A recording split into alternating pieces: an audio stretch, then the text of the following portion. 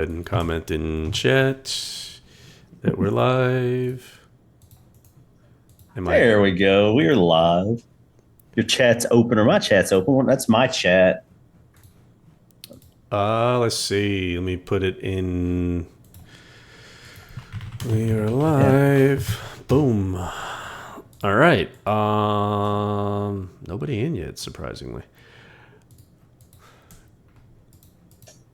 Either that or my stuff is delayed. Oh, there it goes. It just kicked out. All right. So. Hey, there we go. We got Laudro here already. Laudro. Now we're a little late. We're a little delayed. I closed my. I think I closed my stream here. Whatever. Squidman 50. Yeah, it was a little. It's a little. Key. Yeah. A little delayed. I'm gonna refresh. Let's see what happens here. Yeah, we got Baggio. We got chips for you to see. My man Baggio. I was talking to him earlier today. We had a nice little friendly thread in the text messages. So. Nice. Our whisper. Shh. Our whisper's gift horse last week. I don't think I told you this, Mike, but his gift horse ran a 116. Shit. Right off the bat. That's pretty good. Nice. Yeah, I picked the wrong one there. So for everybody knows Spin or Eliza. Can we pause for 5 minutes? No. You just had to come back. You had to miss the most interesting 5 minutes of your life. How about this, BK? We won't actually get started until 8:30. So we got 3 minutes. Yeah, we're just screwing around. One of our good BTB contributors. Yes. All the BTB. Much love for the all BTB crew. There we go. So I'm gonna go ahead. This is Spin. You go ahead and you can talk away, introduce yourself, have at it, talk to chat. I gotta kind of start taking down people's names here so I don't miss them when we give credits out. But go ahead and introduce yourself. How long you been in the game? How'd you come up with your name? That sort of thing. I've been here since the year 2000. My name came from a horse called Spinround. She was a granddaughter of Secretariat, and when I was 10 years old, my parents took me to Belmont to watch her race. And she won. She won the Vagrancy Handicap. So she was forever my favorite. And then later on, I worked at Saratoga for Belmont, and I worked with her daughter, Dream Supreme, who won a couple of grade ones up there. And she's the dam of Majestic Warrior, who's, halfway decent sire in Japan. And that's the story of my name. Awesome. All right. Very cool. Much more interesting than the story of my original horse racing game name. Does anybody know my original horse racing game name? I do not. Actually, let me rephrase that. It was my original AOL name. I went by the name of Bill Naskra. And people in the game might know me as Bill Gulch, but I went by Bill Naskra. Oh, Laudro guessed it. Yeah, well, see, it's actually... Well, see, that's Bill Gulch is what I was originally, I guess, in the game on. But before that, here's a funny story. Some people might know Jeremy from the basketball game. Well, I used Bill Naskra originally, and somewhere along the line, he hijacked that when he started he signed on to a service with Bill Naskra because we were kind of sharing it, so I had to go to Bill Gulch. So he was originally Bill Naskra in the game. But Bill Naskra, funny story, he was an awful gray horse. He ran until he's like 13 years old, and rumor was he bit a small girl on the backside. Oh, how exciting is that? Yeah, Bill Naskra, he's a little asshole. But yeah, one of my $2,000, $4,000 claiming specials that I love so much. Nothing wrong with that. Nah. Glue the game together. Yeah, but Bill Gulch, I ended up moving to Bill Gulch, and that's what I was in the game for quite a while. I guess Larry's kind of hijacked that. He's hijacked all my stables. Now I'm just E-test case. Well, we share E-test case now. we do. I guess it's true. Just kidding. E-test case. I won't tell you our other secret testing stable, but we don't race much on it. It's probably not hard to tell if you look at any horses that are shared by E-test case in some rando stable that has like 13 races or something. It's pretty easy to figure out. But we don't dox that stable publicly. I'll give you a hint. It begins with A and finishes with administrator. No, I was actually thinking of the other one starts with a B. I know what you were thinking. Oh, and it's not a dirty name, I promise you. It is not. Yeah, don't forget timestamps. I got to remember. You guys, I think you guys can timestamp too, if I'm not mistaken. So what are we timestamping? Just so they know where the stuff is in case an interesting chat comes up? Is that it? Yeah, so they know where all the important information is, and also how to basically get us in our worst moments. Okay, fair enough. Yeah, I hear they like to take pictures of Frank in precarious situations. That's what my OnlyFans is for. You're only Frank. So anyway, we're abusing our time here with our special guest. We are. What do you want to talk to us about? And it's funny, but what do you want to talk to us about, Dan? Wrong Dan. My Dan. Yeah, no, my Dan is great. He uses my computer, so changes the settings, and yeah, I don't know. No, I want to talk to you guys about a couple of things that I do for the game. I'm one of the editors for the Black Type Bugler. And, if anybody has questions about that, I'm here to take them. The other editor is Roxy Ken. He's a great guy. He can't be here tonight because his wife hogs the television. But nice. He said he's going to watch the video afterwards. Right.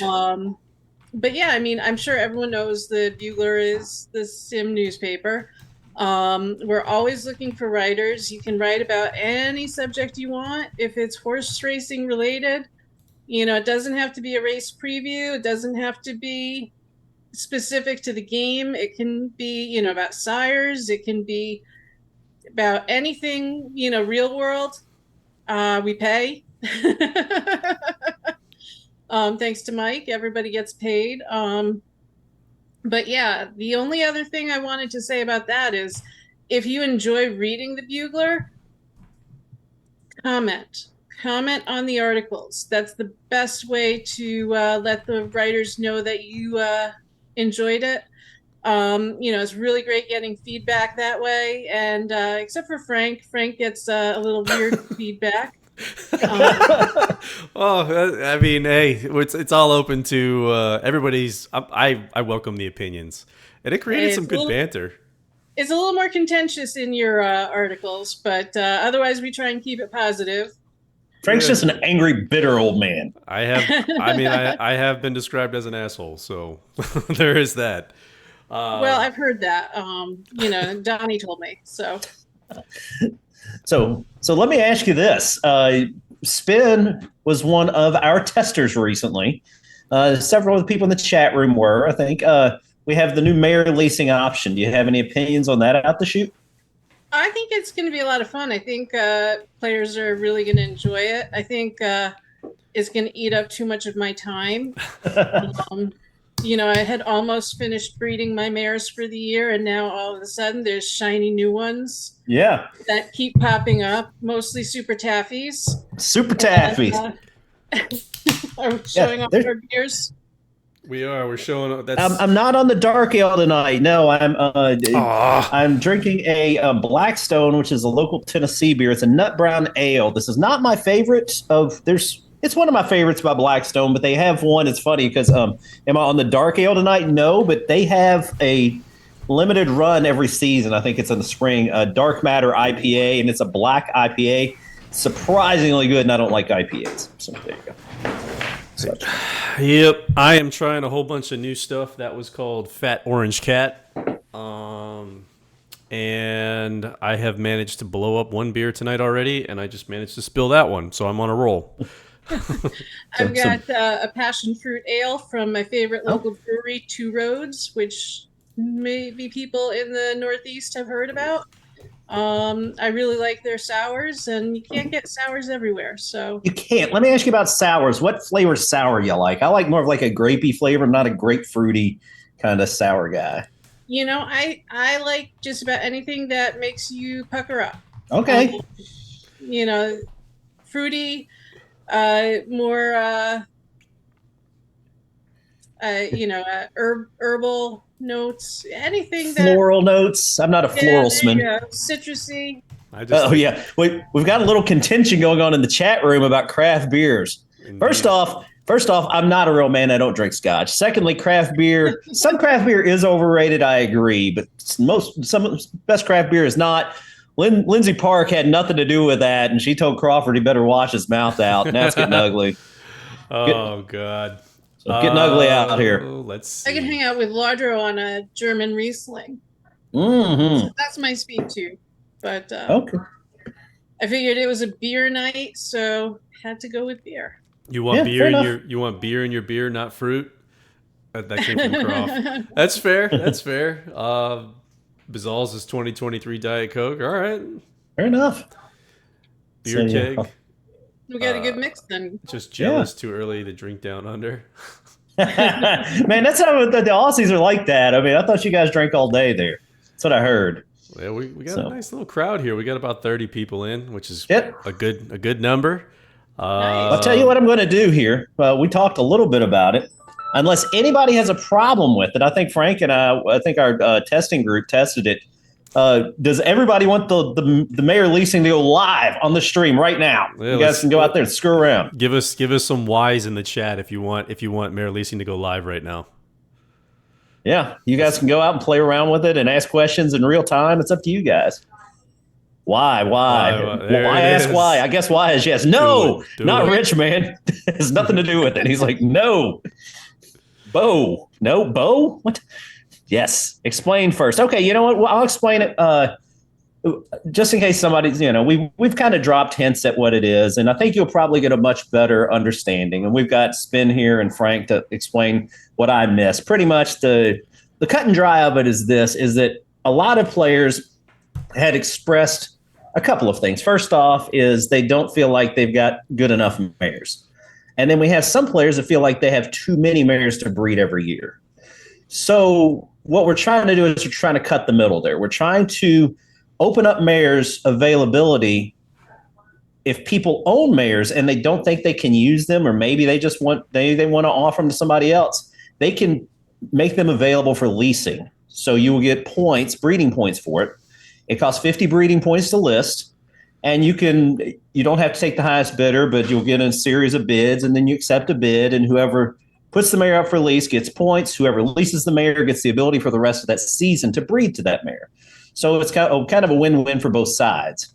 And that's pretty much it. Did I miss anything that checked most of the boxes there? One other bit that we added was the disassociate mare. Yes, I forgot about that. Which is also part of this release. So you can effectively relinquish ownership of a mare, and this is a permanent thing. This is very, very, very, very, very much so like a gelding.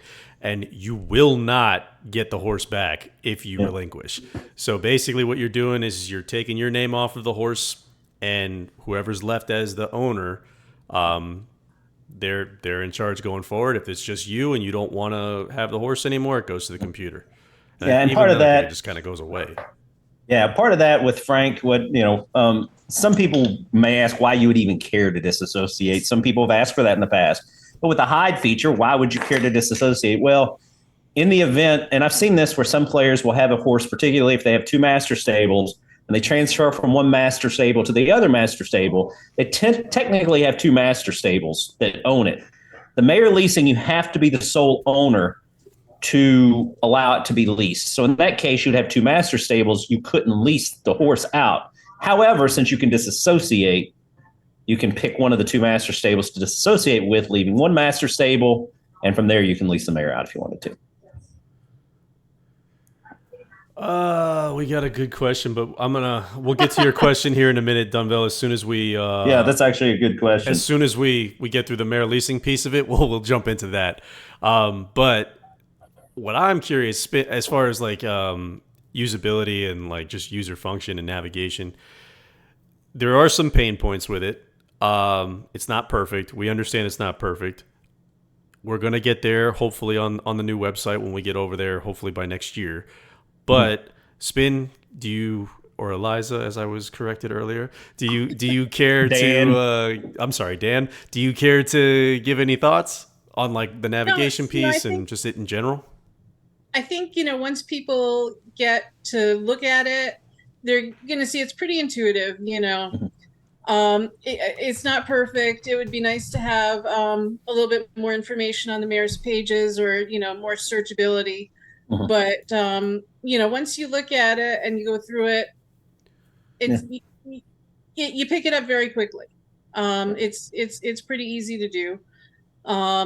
People have some nice mares on there already, and I know, once more people get on, the mare quality is going to improve. Mm-hmm. Yep. So the only thing I would say is, there are a lot of mares and there's going to be more. So it's the sort of thing, if you want to check it like every couple of days, just to see if you see anything you like, I would encourage that. So also, if you're leasing a mare, feel free to drop it. Kind of maybe I don't know, we're at the message board. Maybe we ought to open up something in the message board or in the Slack channel and just let people know. And then even still, I tell you what, somebody's looking for a BTB article to write about some mares that are out there every week. Give it a review. Yeah. I mean, you got, so the other thing is, you got 31 days for your mare to be leased. So if it does not get leased in 31 days, meaning you don't accept a bid or nobody bids on it, then the mare goes away for the rest of the year. Nobody can use it, not even yourself. And you're still charged the 50 BP listing. That happens immediately.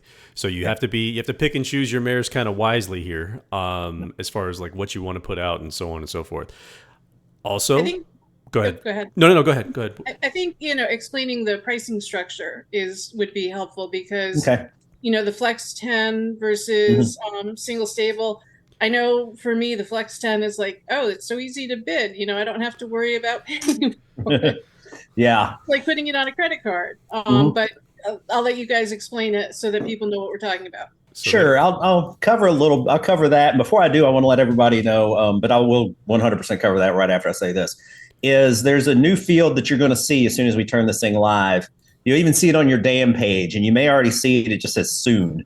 But as soon as this goes live, you'll actually see a letter beside every one of your dams, and you'll see this immediately in the leasing, and it's called HPOT.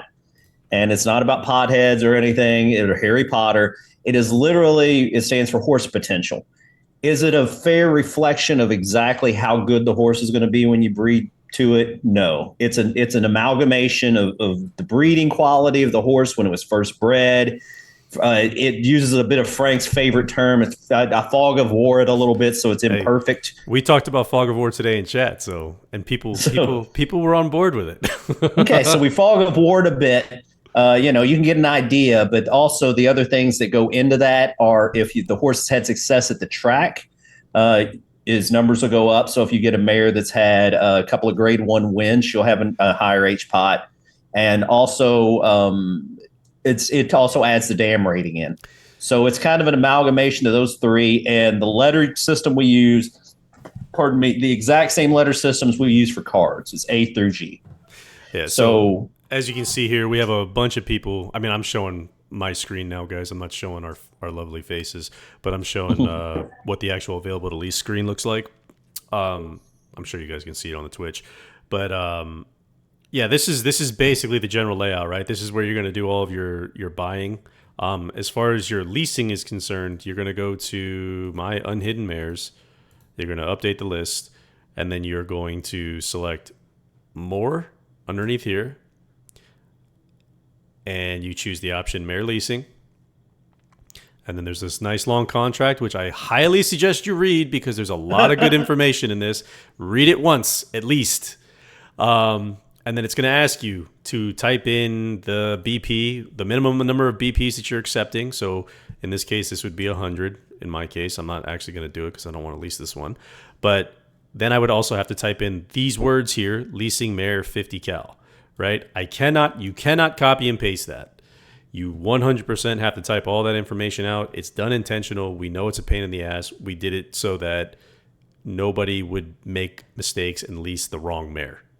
Yeah, because this is a dicey one. This is like we do at auction. I make it a little purposely difficult to do these things. And sometimes GUIs are your friend. Sometimes, UI, UX is a great thing. And sometimes if you get in a hurry or you're not reading things, it can be one of the worst things you've ever experienced if things are too easy.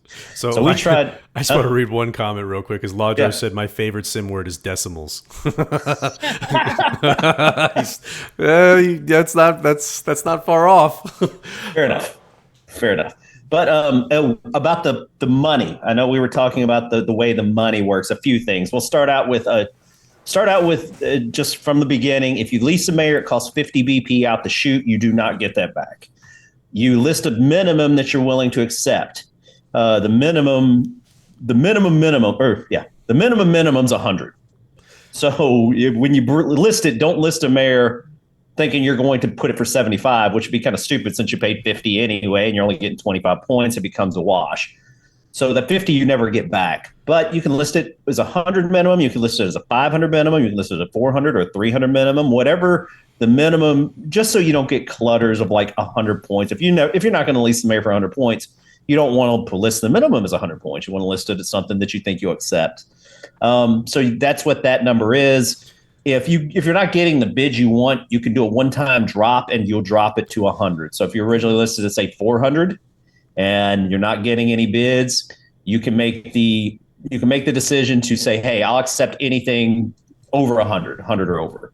Yeah, it opens it up pretty widely, but it kind of also says, hey, you know what? Pick what you think is fair. Don't just start at like 1,000 and then take it into 900 and 800. We don't need that kind of clutter. We want it to be pretty straightforward. As far as the points, go ahead, Frank. No, I was going to say, and again, I kind of zoned out because I was looking at, I got an alert on my phone for something else, so I apologize. But in case you said this already, just remember, one of the key things is that if you list at say 900, you can only go back down to 100. So if nobody buys it at 900, you can't gradually decrease it to 800, 700, 600, 500. I don't know if you just said that or not. Yeah. But yeah, I want to hammer that point home as well. And also, we do have, I did write an FAQ, frequently asked questions, and I also have a guide. I'm going to put them up in the forum, so everybody has access to it. But yeah, go ahead. I'm sorry. Yeah. Oh, and just to, if this wasn't explained specifically, I'm not sure I said this, you never have to accept a bid. So even if you drop that bid, say that you started at 900 and your next, you didn't get any bids, but you still want to lease the horse. Your option is to drop it to 100. And then say you start getting bids at 100, 150. You don't want that. You don't have to accept any bid. You also don't have to accept the highest bid if you don't want to. And that's done because I know some people don't want to lease. I mean, just to be honest with you, some people don't want to lease horses to certain people. So you're not forced to lease to a horse to anyone. You can let the horse expire. You can remove the lease. All those options are there, or you can give the horse to a lower bidder. That's always an option. So Dunville, go ahead. No, go ahead, Spin. I think, it's really important to know that when you bid on a horse, you don't have to bid the minimum. Really, having experienced it in the beta, a lot of people are being competitive for the nicer mares. So, don't lowball. Go ahead and put in a bid you think is realistic. And, if you are listing, know that, you can put a low price on it, but you might get a bidding war. Yeah. Yeah. And it does not show, and this is worth noting, it doesn't show anyone else's bids, and that's by design. So if you list 100, somebody could come in and bid 100, somebody could bid 250, somebody could bid 500, but nobody knows what anyone else is bidding. Unless you're talking to those people. Yeah, and that's kind of the thing is, it kind of adds the bullshit factor to it. It kind of adds, there's a little gamesman and a little showmanship there. If you're not getting the bids, tell people you got a bidding war. Say, yeah, somebody's bid 450. You got, have some fun with it. Give it a shot. So, this is part of the fun of the game. Right. So this is actually meant to open up communication amongst players too, right? So we would fully expect like a lot of people to start PMing each other about the mares that they're going after, or that somebody has a bid in, or what have you. Additionally, like Mike said earlier, we are going to set up. Hopefully set up a forum or a thread on the forum. I'm also gonna open up a channel on the Slack specific to advertising your mares, so that that's actually where a Discord would be a lot better, because the Discord messages stick. The Slack messages don't. I don't believe, or do they? They only stick for so long. They stick for so long. No, you're right. Yeah. We'll move to Discord eventually, but baby steps. But Dunville did ask a good question. He said, "Do I breed immediately when I lease the mare?" No, you don't have to. Right, you don't have to. You want to tell them what the cutoff date is? It's going to be sure, the same yeah, cutoff pretty every much. If I'm correct, and I'll get this within a few days. From a leasing standpoint, you can only list horses up until December 10th. You can't list a horse after December 10th. After December 25th or 6th, I think it's on the 26th technically, though I say it's the 25th because it's all day through the 25th. So on the 26th, any horses that are still active to be leased, they get wiped out. So they just get expired.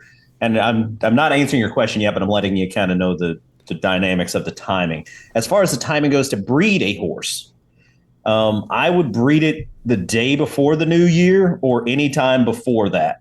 But as soon as you say that you lease a horse today, say that you go out, you lease a horse, you get it. You have months to breed it if you want. That's your call. I wouldn't set on it unless you really had hell bent on saving for a mare. And at the same time, this is where Spin was talking about. I'll explain the Flex 10 bidding on why that may be a bad idea to begin with.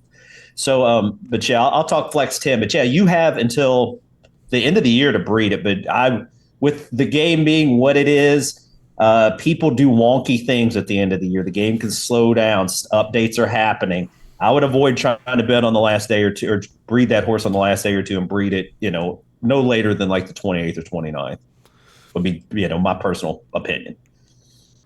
Yep. So that's that. As far as the other parts, Spin was talking about, and I know we got a lot to talk about with the mare leasing, but there's a lot going on with it.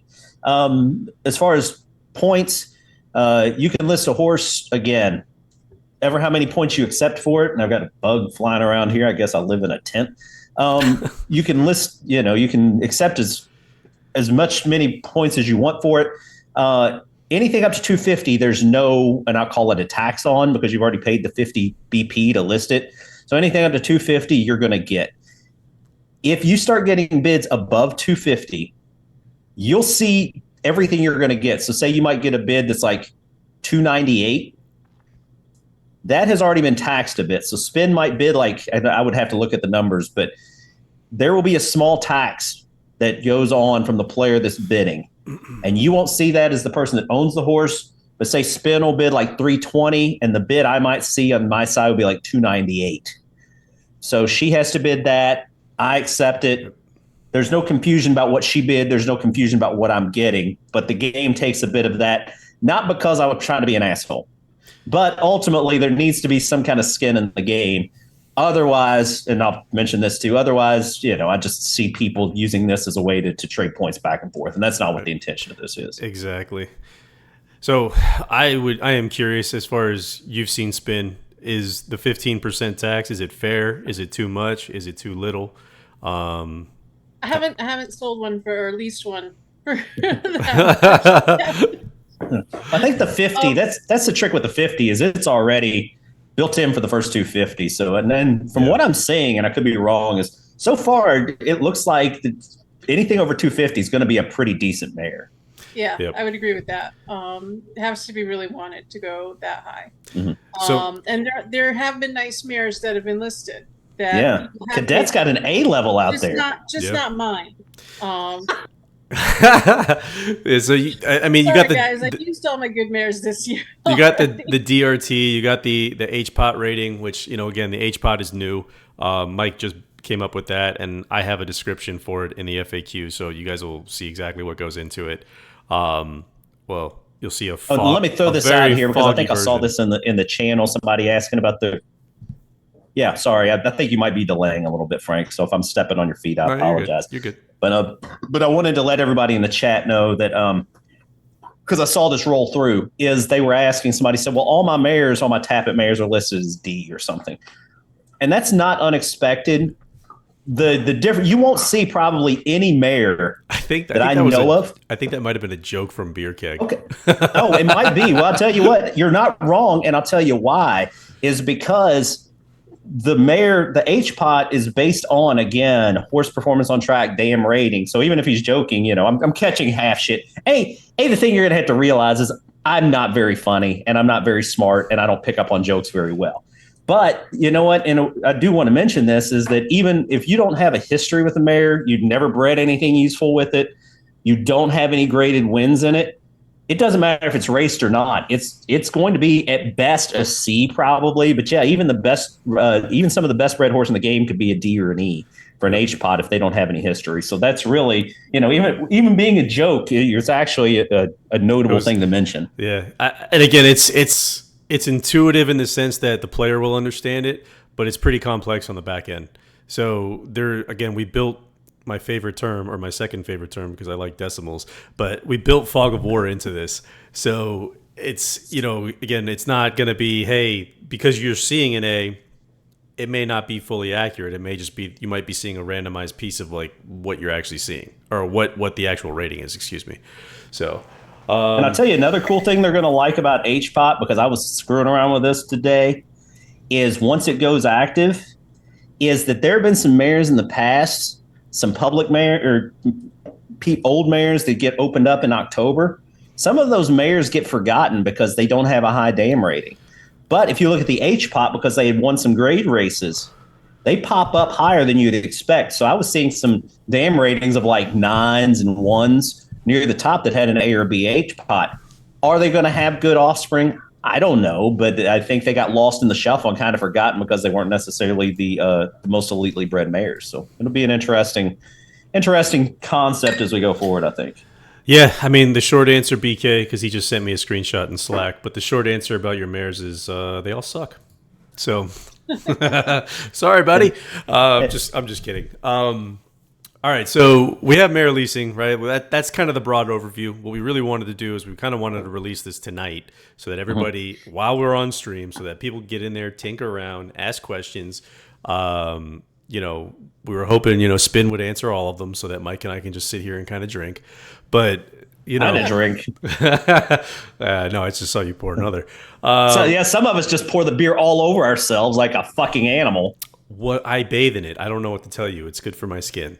So I'm going to say, Mike, go ahead and flip the switch. All right, let me do that. All right, we're going to go ahead and flip the switch. I'll tell you what. If you guys see a surfing rainbow, I promise it was not intentional. So. What about a control? So you can't lease a horse from someone in your residency? No, we're against that because we feel like folks in the same residency are probably going to want to lease from each other. Yeah.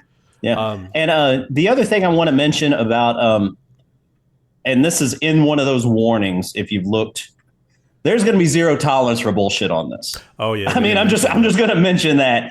If somebody starts screwing around, and it's not hard to tell, I'm just going to throw this out here. If I start seeing, I'm under what I'm seeing with the mares being leased, and this is just a small sample space. What I'm seeing with the mares being leased and B and C mares not going for nearly as much as I thought they might. If I start seeing like two people trading G mares back and forth, I've got the switch. I mean, I've got it. It says I can't remember if it's questionable or potential, or pretty much like it's an alert that says if I see shit and it's happening repeatedly, especially between two people, it says it right there. I will turn off the mare leasing. I will turn off the breeding. I have all of these options. I'm not putting up with shit because this is a specific thing. This is the first time we've ever been able to trade breeding points. I want this to be completely above board. Okay. Right. So don't come at me with this weak shit if you're going to cheat. I want no part of it. Exactly. So the best way to kind of put this is if it feels shady, if you find an exploit, if you don't take advantage of it, please just tell us. Just tell us you found a loophole. Tell us that there's something there that I'll give you points for it. I'll give you credits for it. You find a loophole and it's ugly and it's not something that's like completely obvious. Yeah, just tell us. Just tell us. That's all we want. We just want a good game. Yeah, we're not perfect. We're not, again, we're just trying to make sure that this remains fun for everybody. That's all. So if you see somebody abusing something, you can always PM me. You can send Mike a message on, email, I would think, because pigeon. I was going to say I've kind of taken over every other avenue, but again, it's just we just want it to work and be good and be fun, and that's it. And we'll activate it. So Mike, once you activate it, because I know Spin has questions for us, not necessarily geared towards mare leasing, although I imagine that's probably going to take up most of the conversation tonight. But I do want to get to Spin and her questions, and I know she's going to drill the hell out of us because she's been. Oh, good. She told me. As a warning to everyone, it's shit like this that scares me when I hit the save button. It can't screw up too much, but if sporadically, and you've probably seen this in the game where you get a big red 500 error, it's because I saved something without like fully testing it. I'm going to go commando here and save this because I'm feeling pretty cocky about it. So here we go. It's saved. So if the game throws a 500 error right now, then let me know and I will fix it because that means I saved the wrong name. Live on stream, we got 500 errors. It could happen. So I saved it. Let me see. Nope. I'm going to go. We're good. Log in as my. I think it works. Yeah, we're all right. Yeah, I'm going to go log in as a random stable that's not me. Spin did say she had a bunch of questions she had loaded up for us earlier. Let's do it. So I want to give her opportunity to shine here and kind of drill the hell out of us. Don't sing it, bring it. First, I want to shout out Lucky Rabbi. He's another one of our BTB contributors. He made a comment about how we give away prize horses every month too. So just another reason to write for the BTB. And thanks, Lucky Rabbi, for bringing that up. So, questions. Oh, I got Dunville's question too. Hold on, let me copy and paste this. But go ahead. I'm sorry. Okay. So, mares who have a good produce record, they stamp their offspring. Mm-hmm. Will their daughters also have that stamp your offspring sort of rating? Potentially. They can. It's more likely. I'll put it that way. It's not 100%, but it's more likely. Okay. That's interesting. In chat, people always used to say that if you were breeding a mare, the DDS of that mare would fall off the end of the breeding and no longer affect the final foal. But arguably, they're not wrong.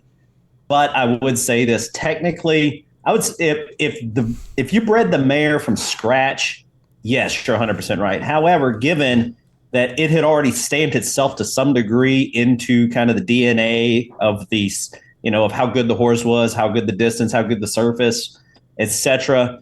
It's marginal, but it's there. I mean, it's a remnant, but it's more like an echo at that point. But it's very marginal. So just want to put this in because this has nothing to do with what we're talking about right now. But we just broke a viewership record. So we're at 37, which is high for us. Damn, we need to get to 40. Let's get to 40. Tell your wives, tell your friends, get them all to log in.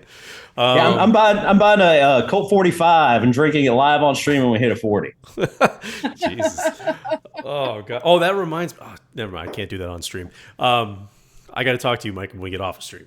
Okay. Just remind me. Spin, what else you got? We aren't live, all but right. Go ahead, Spin. Sorry. So, in terms of sire ratings, what's really the difference between a sire who stands for $100,000 versus one who stands for about $20,000? What's the spread there? It can be notable. I would say this. It comes down to, from a high-end potential, almost every sire in the game shares the same potential for a grade 1 winner. When I say shares the same potential, I mean, like, if all the numbers align, you could have, a $50 horse standing in, Sayersville, Indiana, that breeds a grade 1 winner. Is it likely? No. The higher, if you equate, and I've mentioned this before, and the correlation is pretty high between the cost of the horse and how good it is in the game. It's not 100%, but yeah, it's horses in the 20,000 range are obviously much better than the ones on average in the 10,000 range, who are better than the ones in the 5,000 range, or better than the ones in it. So yeah, but once you get to the 20, 30, 40, you're breeding horses that can get you some grade 1 winners. Are they going to be as consistent as a $100,000 horse? No, but their high-end potential is still there. Yeah, I think to kind of add to that, I think there is the disparity, right? Like, otherwise we wouldn't have the ratings. But you can effectively close that gap with good lines. Yeah. So you can, like, if you're using a 20K sire, you can close the gap with a good DS and a good DDS. You can close the gap with a good mare. Like, that's just the way that the game works. It's why, and I'm going to use this as the example, it's why you see Honor Code do as well as he has done in the game. And I would say this too, to kind of expand on what Frank's saying. This is part of why with the Mayor leasing, I'm excited to see it, not to sit here tooting the Mayor leasing horn, but it does give you an opportunity because it does take points. But if you get a really well-bred mare that you never had an opportunity for, you can breed her. You don't have to breed her to that 1,000-point sire because it's going to cost you another 1,000 points on the back end. You can breed her to, like you said, a $20,000 sire, a sire that may cost $150,000, and you're still going to get that benefit of getting some of that increased pedigree. So it's still, even though it costs you maybe $200 to lease the mare, it's still going to be a hell of a lot cheaper than going out and buying the pieces that do the same thing. Yeah, and my last bit of this is I think there's a common misconception that, you know, the elites rule all. Yeah, they're the best in the game. Of course they are. I mean, for good reason. But if you look at the history of the game, the best horse in the game was out of Sebring, right? Sebring wasn't, as far as I remember, wasn't over $100,000, right? Sebring was under $100,000. Or am I dramatically mistaken on that? I know I didn't have him rated as one of the best sires in the game. I know you didn't. I know that as well. I rated him well. But I mean, from a stud fee perspective, I don't ever recall him being that high. I mean, Spin, you might be able to correct me here, but I'm not real sure on him. But again, I mean, you know, that the point that I'm making is he has an amazing back end, so it can literally push the horse over. I mean, I would say the DS and the DDS are just as important in a lot of ways. Sounds like you're saying it can be more important. I wouldn't say more important. I would say equally as important. Yeah. And you know what? It can in some ways from especially a distance perspective because, you know, I mean, like, you know, you can get some of that distance from the back end. You can get, like you were saying, Spin is, it's, you know, we were saying that if you get a mare that stamps, you know, getting that back end because she was a quality mare because of her pedigree, then, you can stamp it. So, in that case, you know, good mares in this game are exceptionally useful. I'll just put it that way. I'll agree with that 100%. Yeah, and it's to be honest with you, it's why the good players or not the good players, not the only reason why, because they are good at the game too, right? But they have a good mare pool. So they're basically breeding from good stock, and it makes the game, I don't want to say easier, but it's that much less challenging for them to find spots and get their horses in good places because they already have talent. A lot of them already come out talented. So would it be interesting one day? Not that I'm encouraging anyone to try this, but I mean, you know, if you know you have a whole good mare pool, start breeding it to $20,000 horses and see what you get. You know, I mean, That's the thing. That's the problem with horse racing as a sport. I'm not calling it a problem, but it's just part of the nuance of horse racing. It's a numbers game, and there really are so many variables at play. It's hard to understand exactly what every variable means. You see this happen once. It doesn't mean it's ever going to happen again. It doesn't even mean it's common. It just means it happened. Yeah. So, but, you know, you have 3 lineages, you know, deep. You have different mares. You have just, you know, in real horse racing, and even to some degree in our game, you know, trainers. You know, in real horse racing, of course, you have the entire, you know, health of the horse. You know, you have opportunity. You have owners bitching at Hey, we hit 40. Jockeys. What? We hit 40. I don't. Somebody's cheating. I'm not going to Kroger and getting a 40. Send the wife out to get a 40, Mike. Let's go. Next stream, I will get. God, I'm not looking forward to that. Oh, there it is. There it is. We hit 40. I was watching it. I wasn't even paying attention to what you were saying. I was just watching the number go up. I hate everybody. But yeah. We love you, though.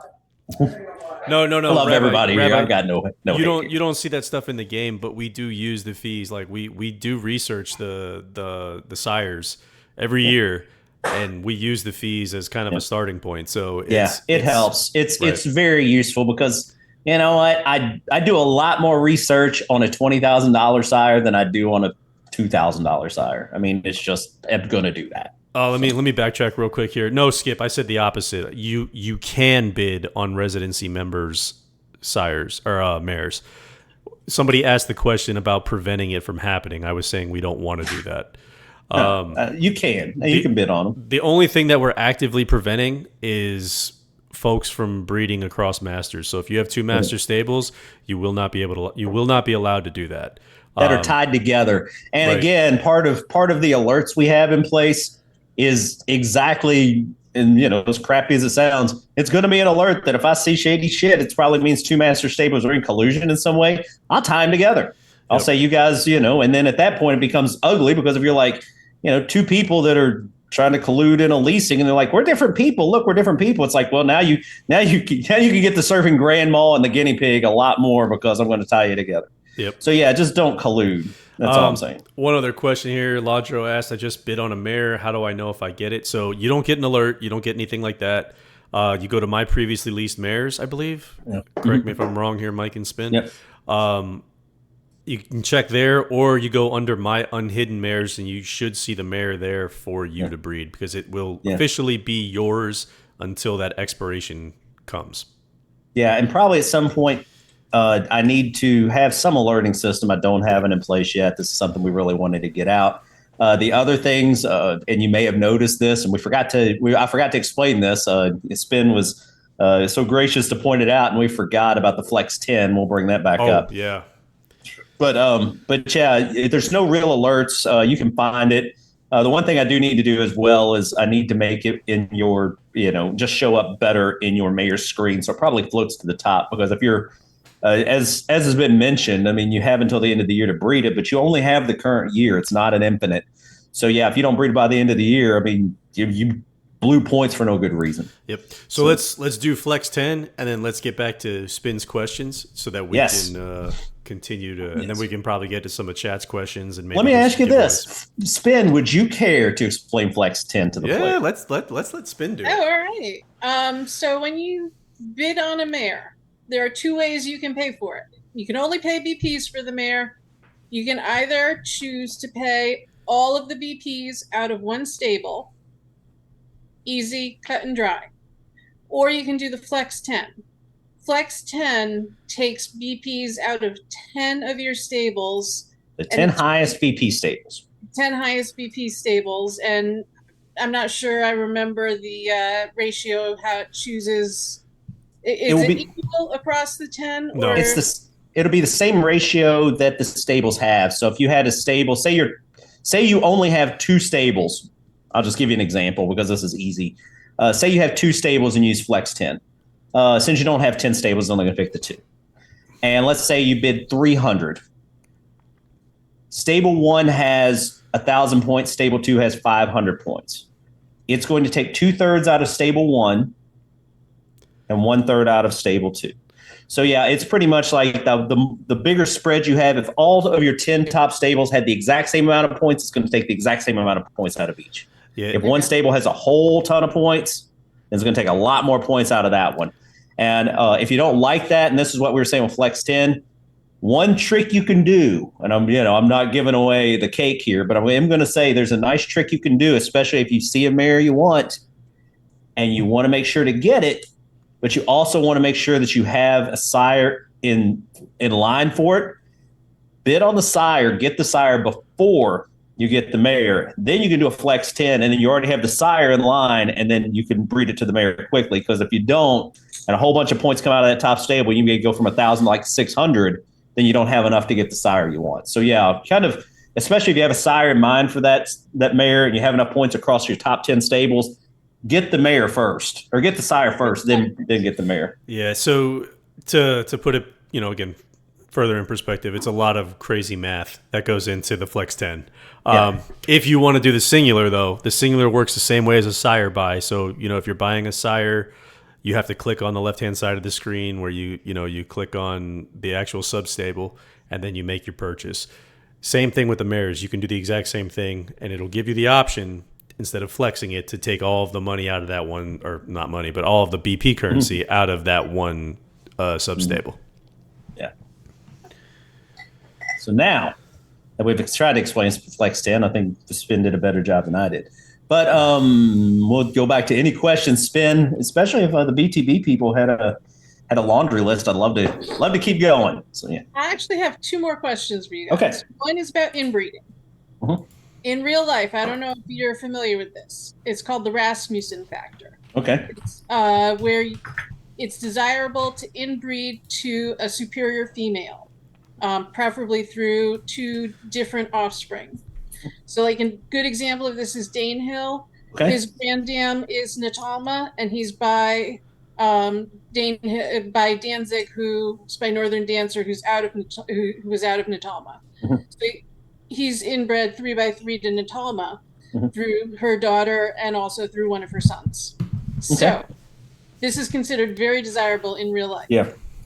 In the game, first of all, does inbreeding to a mare count at all? And if it does it count the same as inbreeding to a stallion, or is it different? You know what? I'll be 100% honest with you. I've never really thought about adding that to the game because it seems like such a rare occurrence. Probably now that, of course, maybe it's not. Now that you own the mare and you could like breed it, but it's you very have to hold it nuanced. long enough. Yeah, it's very nuanced. The game's a hammer at some point. It's like. But does inbreeding to any mare, does that count at all, or is it just inbreeding to stallions? Inbreeding to sires. I'll be 100% honest with you. I could lie to you, but that would, I'm not here to lie. No, I mean, in theory, as I try to, it's getting information like that. While it may be proven accurate, it's hard to model without, I mean, it just doesn't happen enough to get a good model on 41. So, 41 shit. At 50, Mike's going to do an OE as well, an Old English. An Old English? No. Oh, God. Listen, I could have made it worse. I could have said Steel Reserve. Okay, that's fair. But no, we don't. I don't take the. I don't stack the mares like that. I'm not against it, but yeah, it's 100% honest. When the game first started, and this has been 44. All right. I'm not even paying attention to chat. I'm just watching a number climb. It's blowing up. But yeah, when the game first started, there really weren't even mares. It was all like, So it literally was just sires. And then mares came along later. I try not to mess with breeding nuance too much because I spent a lot of time getting that realistic. So yeah, it's when you start screwing with that, it's easy to screw things up. So I've never messed with it. I'll be honest with you. And that's very disappointing because I've written like so many BTV articles about the importance of inbreeding plants. You just broke Mike's heart, and you just stomped all over it. I feel awful. She just kept going after he said, "I'm sorry." Oh God, I'm an awful human being. All right, so CV Bear. Go ahead. I'm sorry. What were you gonna say, Spin? Oh, I just have one more question. Yes. And it's actually coming from one of the commenters who's out there. He requested it. Okay. Who do you think is the most overrated trainer in the game? Frank. He's not wrong. Probably me, because people think that I know what the hell I'm doing. Like I said, when I play the game different than people. I play it dumb. I've tried to play the game right. Like I think I've mentioned this 100 times, at least a couple times in this chat room. Almost everybody in this chat room is a better player than I am. And I know I wrote the damn game. I don't, it's like it's really funny how good you guys are, because it's a bit of a, what would you call it, a butterfly effect, or almost like a chaos theory at some point, because I see things that the way I wrote them, but you guys see the interaction better than I ever do, and that's why when you guys come up with some wild ways to get points and things, I'm like, yeah, I never thought of that. I try to stop it at some point if I don't like it, or slow it down, maybe not stop it. But just the way you guys approach chaos theory is pretty impressive, and it's a swarm logic between everybody here. But no, if you're looking at the most overrated sire, I'll take the bullet on that. 100% honest. Yeah, I mean, overrated trainer. I would say too, and to back Mike's point up, is the game is built in such a way that even the developer can play it and not be successful. Like it's not, and again, I mentioned this in the B2B comments section, but the game is built on actuarial science, so nothing is very, very nothing is 100% sure. There's a lot of variables that go into everything, is the best way to explain that. So it's super, super chaotic. It's super difficult to play, and it's meant to be, right? Like, because horse racing is not an easy game. So, you got to be good at what you do. And I'll leave it there. I think the person who asked the question was hoping for a little more smack talk. Oh, okay. Who can I smack talk? I know. All right. So I know who the you're going to smack talk BK. No, I wasn't even thinking BK. I know he's shit. I was going to say Donnie Baseball. Okay, that's fair. Donnie Baseball, Desperado, Given, Lenny. They're all the worst trainers. Yeah. Spin's the best. Listen to this shit. Does that earn me brownie points on the B2B? Yeah, for sure. But I can't control the comments too much. It's all right.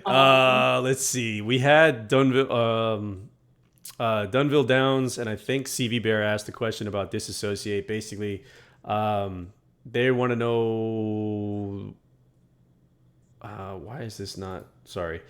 Still have the open question of why I can put my really cheap mares up for lease, but my higher rated mares still don't have the option listed other than disassociation. So that is because if you have co-ownership with somebody, you cannot lease a mare that's co-owned. The way that works is you have to have sole ownership. Yep. Yes, we know people leave the game and they don't come back, and to be honest with you, you're pretty much SOL. At least at this point. Sometimes people leave and are gone for years and then they come back. Exactly. I've seen that within the last couple of years. I've had people come back after 10 years away. It's crazy. Indeed. So that's, again, we can't just disassociate for the sake of disassociating for that reason. So it's really the way that the mare leasing works is it's only sole ownership, only horses you have sole ownership over.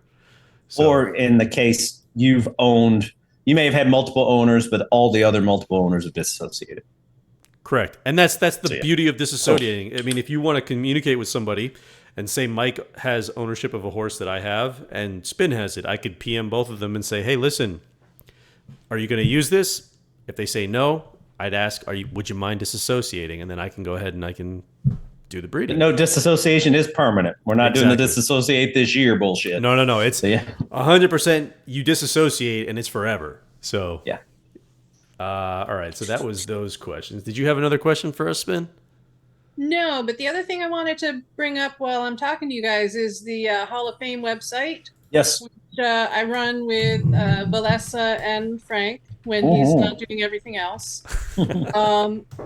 It's kind of a slow-going process, but we are trying to...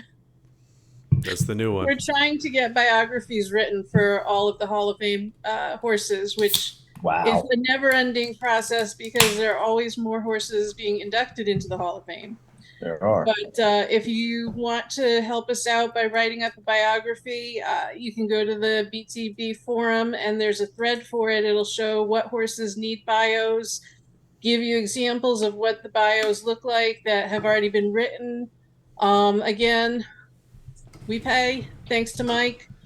And any help is always welcome. I have a question of you, Spin, because it's funny that you can answer this and I can't. Okay. But, this is where we're at 25 years into the game. Do we have somewhere a list of all the old, horse of the years prior to, I know I could back into the 2012 and above. Shag Farms has a website that has all of the end of year award winners, has major race winners. The end of year winners I knew we had, but before we were doing it automatically, there was the voting, that kind of thing that we finally got away from. Do we have all that too? I don't think we have the finalists. Okay, I was just curious. Yeah, I'm pretty sure Shag's website is comprehensive. So okay, oh cool. Yeah. Okay, I'll need to look into that because I know that the Hall of Fame. Somebody mentioned, I forgot who it was, but yeah, I need to probably do some looking at the end of year award winners because there's been instances where horses were in the Hall of Fame that weren't in the Hall of Fame that probably should based on end of year awards. I think some horses have won a couple, and I'm thinking if you do two of those, maybe I don't know. I just got to think. Shag. Go ahead. Sorry. No, I was gonna say Shag dropped his link in the chat, so Thank you. I dropped it in our chat, so we have it. Thank you, Shag. Lindsay Park. I love it, baby. Yeah. You can't say Shag on Twitch, otherwise they block you or they block the comment. Right, Super? Or right, Taffy? Sahag. We'll call him the Sea Hag from now on. There you go. Where was it? Lindsay Park had said, "Why do I waste so much time on avoiding rainbow bred horses?" So inbreeding does get looked at the time of breeding. It is in there. It does. But what happens is it basically, and I think I've mentioned this before in other streams, but it widens the curve, the talent curve. So whereas it might have been a little bit smaller based on, a certain sire selection, so it would kind of drive it down a little bit, and maybe you get a more talented horse, maybe you get a less talented horse. In this case, what it does is it opens it up even further to where maybe the horse doesn't get as talented, but it has the possibility of getting significantly less talented. Yeah, it's kind of it's more like a, from a standpoint is, because there are, and this is where and this is why we'll get Spin probably knows more about this than we do anyway. But we'll get Rob on here one day because he's the breeding guru guy. But there's different approaches, obviously, in real horse racing to breeding. Some people like a pure outcross, and some people like a 4X, 5X. Crossbreeding in the back end. 3 starts getting a little dicey. Don't do 2 because it's like kissing your sister. That's like my pedigree. That's like Appalachian Mountain, Pikeville, Kentucky bullshit there. You don't want any part of that. So, sometimes in real life, dude, though. I just watched the movie. Skimming's a motherfucker. I just watched the movie about Pikeville, Kentucky. So Spin's actually trying to say something useful, and we're just stomping all over. I know. I'm sorry. Go ahead, Spin. I'm sorry. The example I always bring up is Enable. She was one of the best fillies of all time, and she's 3x2 to Sadler's Wells. Yeah, see, that's the problem. Is like that's what I tell people is there's not enough information on inbreeding to tell you that it's always a bad thing. It's not a good thing. I'm not gonna nobody needs to be kissing their sister, but you see what I mean. Unless it's you live in Pikeville. Yeah, whatever. Sorry if you live in Pikeville. I'm not being offensive. Hey, you know what? I'm literally like one generation removed from Pikeville, Kentucky. So, and even and I shit you not, one of my parents lived in a holler, and what I mean by that is there are mountains on both sides. So literally, it was like only light like 3 hours a day. It was crazy. We all know that Mike plays a banjo. I wouldn't say I play it, but anyway, at the end of the day, yeah, it's inbreeding is such a fickle thing. And to try to get it right is almost impossible. So what we did is from an inbreeding standpoint, if you inbreed, especially, and I'll let you get away with some of the 3X stuff, not too dicey. 4X, 5X is probably kind of like if you're going to inbreed, it's more of the sweet spot. And what that means is you have a little bit better chance of having a better horse. However, when I say a little bit better chance, what I also do is I back it on the back end and say you also have a little bit better chance of having a less good horse. So it's kind of like a pure outcross is more of a straight line. It's like, even though it's not a straight line, but percentage-wise, it's going to be more straight. You inbreed a little bit on the back end. You have a little bit better chance of getting a higher horse, but you also lower your chances. So it's not a perfect. I'm not going to even pretend that it's very scientific, but I tried to keep it at least. And like I said, getting horse information, getting information on horse success, it's either A, especially when I was doing it when I first wrote the game, damn near impossible in the 90s, or B, especially for a person that doesn't work in the pedigree field and can't get this information for like a monthly fee from whoever they work for, grossly expensive. And neither of those things is a good option. So I tried to do it from a gaming standpoint and say, what's kind of the best I can do without, and give inbreeding a little bit better, or at least make it useful and make it like somewhat, different than just a pure crossbred, outcross, whatever. Sorry. Yeah. Let's see. What do we got here? We got any questions that I'm missing? Drop some questions in the chat if you have them. Sorry if I missed them before. It's like they're hot. That's right. These conversations get very, very chaotic. Oh, here we go. We got Sam with a question. He said, with 2-year-olds, is a route race more taxing than a sprint with regard to recovery and or wear and tear? I don't believe so long term. I don't think, and I could be wrong, because I would have to look at it. I haven't looked at that code. I don't think I have recovery from a route being any different than a sprint. You don't. Probably the wrong way to attack that, in all honesty, but I don't think I have it in there. Also, how many people we got right now, Frank? 41. Damn. Go get your Colt. Man, we've stayed over since you offered up the Colt 45. We've stayed up. I'm only drinking 40. One ever, people. Oh, we're going to get them to drink more than one, folks. We'll do it. once you get the first one down. If we get 100 in here, I'll drink a pitcher of margarita live on camera. Oh, Jesus. Well, that's not fair. I mean, margaritas are fun. Not a whole pitcher of a margarita ain't fun. You drink a. That's throw up experience there. I want no part of that. I'll drink the Colt 45 every day before I drink a pitcher of a margarita. Oh man. Oh God. And I'm not happy about drinking the Colt 45, people. Billy D. Williams Wallace. Billy D. Wallace. That's me. That came from Rob. Oh God. Of course it did. All right. So let's see. So we answered the route question. He answered the Pikeville question. I'm pretty sure this is Sabbath. He said his parents are siblings, but that's not a big deal. They're also cousins. Jesus Christ. Oh, we are off the rails, folks. It's getting ugly up in here. Let's see. Colt 45s from the vending machines in Germany. Oh, man. I got to go to Germany. Is that really a thing? Let's see. If you try to lease a mare and you don't get any takers, the mare is no longer available to you. How long? A full year or until next January 1st? Until next January 1st. Until next year. Yeah, it's not forever. It's every mare leasing is just yearly. So yeah, if you end up with it, then it's back in your stable, the next year. And that's the good thing, because if you do lease it, it's back in your stable next year. You're going to lease it again. So. I think, Frank, you missed a question, but someone asked that are there tracks that favor speed horses? No, I didn't put that in the game. I thought about it. Again, this just goes back to too many variables. You know what? I mean, the thing is let's be honest here. And I'll give you an example. Let's just say Todd Pletcher, for instance. Sure, he runs a lot of races every week. Todd Pletcher isn't training and entering every one of his horses every week.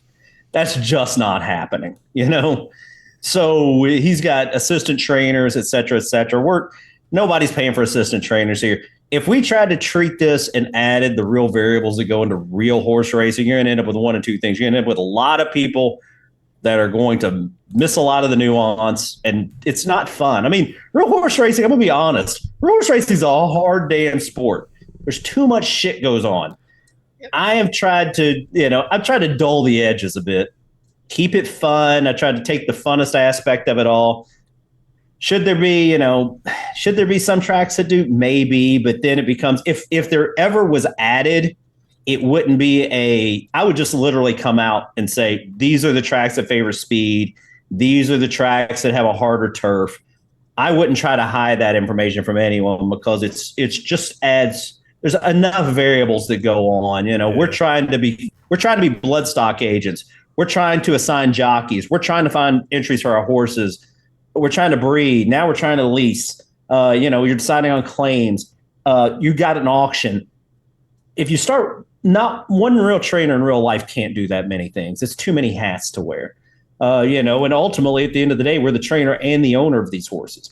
So it's too many things to do. So it's from a simple jack standpoint, as I try to dull the edges out, make it as I try to keep the fun in it without adding too many variables to make things too complicated. But if I ever did add that, I would come out right out the chute and say speed track, et cetera. I think that wouldn't be, it's just too many things to ask of a player. So I completely forgot what the hell I was going to say. Never mind.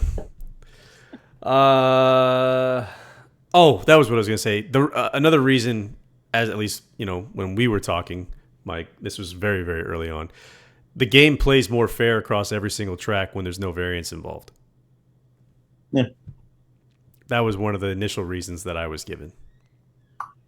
I could have just been bullshitting you, Frank. I don't remember. Oh, no, I know you were. Knowing you now. I could have been drinking. You know what? Ask me next week. I have a totally different answer to this question. You blew some serious smoke up my ass. So there was a question from Dunville that I did not ask, or I didn't. Was it something about like a bunch of stables question? I think he had early on. I missed that. It says, when making changes to the game, how do you take into account the 2,600 horse stable and the 150 horse stable? I have been able to purchase carefully. I have been able to purchase the 1,000 BP sires the past few years, but not sure I will now with new setup. Impossible task for you to keep everyone happy and game fair and fun. It is hard. It is. And that's why, like with the BPs, I'm trying to bring, and actually with the BP changes, we're trying to bring the better sires down in cost from a BP standpoint, from a credit standpoint. Some people want to spend the money, at the end of the day. And I do try to at least keep that somewhat fair by every other week, alternating between the second highest bid by, and add a penny or whatever, as well as turning it into 1,000. It's not easy. The one thing I've tried to do, and I would love to get away from it, but I honestly don't know how. When we added originally, and I'll start this back. I'll rewind to day one of the game and kind of how it progressed and the decisions I made along the way. Day one of the game, you have one stable. There weren't master stables. You had one stable, you had 10 horses in it. I started seeing players want more horses, obviously. I mean, some of us have, like you said, a whole bunch of horses now. So players wanted more horses. I already had the stables kind of broken up. It would have been easy to just say, hey, instead of 10 horses, let's allow a stable to have 100 horses or 1,000 horses. But the problem with that setup was that you would have all the BPs in the same stable. And as such, only the biggest players would have the ability to get those BPs and literally get the best horses. So what I tried to do, mistake or not, is I tried to keep, at least from a point perspective, stable siloed, which is why you still have to have enough BPs in one stable to transfer a share. You can only amalgamate for a BP breeding 3 horses from the same stable. That's to try to keep the game fair for a player that only has 1 stable or 2 stables versus somebody that has 100 stables. Is it perfect? It's not. Some other things we've added since then that I probably did a poor job on was cards, allowing people to blend cards, mares, and I didn't even think about it when, you allow mares, you can breed it from any stable. As the game progressed, it's not been easy. I do keep those silos in place in the individual stables. I would love to get rid of that. I don't exactly know how, because I do think it's confusing. It's one of the more confusing, weird elements of the game. It's a little clunky. But the reason I don't is for that exact reason. I try to keep it fair between big stables and small stables. I'm going to screw up along the way. I'll be 100% honest. So, I apologize if I do. But that's all I can say. So already started, Ivan. We are live on Mare Leasing already. So Not Rich Man said, can you add max clicks per week to make the game tougher? Give everyone 100 clicks. Oh, we'd be lynched. Like, people would kill us if we did that. What are we saying, 100 clicks? Yeah, so in other words, they can click 100 times inside of the game after they log in per week, and then that's it. I'm pretty sure it's a joke, but... Yeah, I was going to say, I don't know what the hell that even means. It sounds like the old... I'll tell you what, and not... and Spin probably has been around a long... Do you remember the clickbait banner, Spin? Oh, sure. Oh, sure. Yeah. Sure. Yeah, hey. I remember waking up at 3 o'clock in the morning to get an APND. And I'm so sorry. Sam asked... I failed you as a game writer, Spin. All you're doing is you're just shoveling dirt on my grave. I'm such an awful human. 23 years. You can't say that. I wouldn't stick around if it wasn't a great game. Well, thank you, Spin. It's done wonders. I mean, even in the last 5-6 years with me being involved, or not being involved, but playing the game, it's been a lot of fun for me. It's, God knows, it's kept me out of a lot of trouble. So let's see. Sam asked the question. Where did it go? I just lost it. Never mind. You just ignored it. You're right. I did.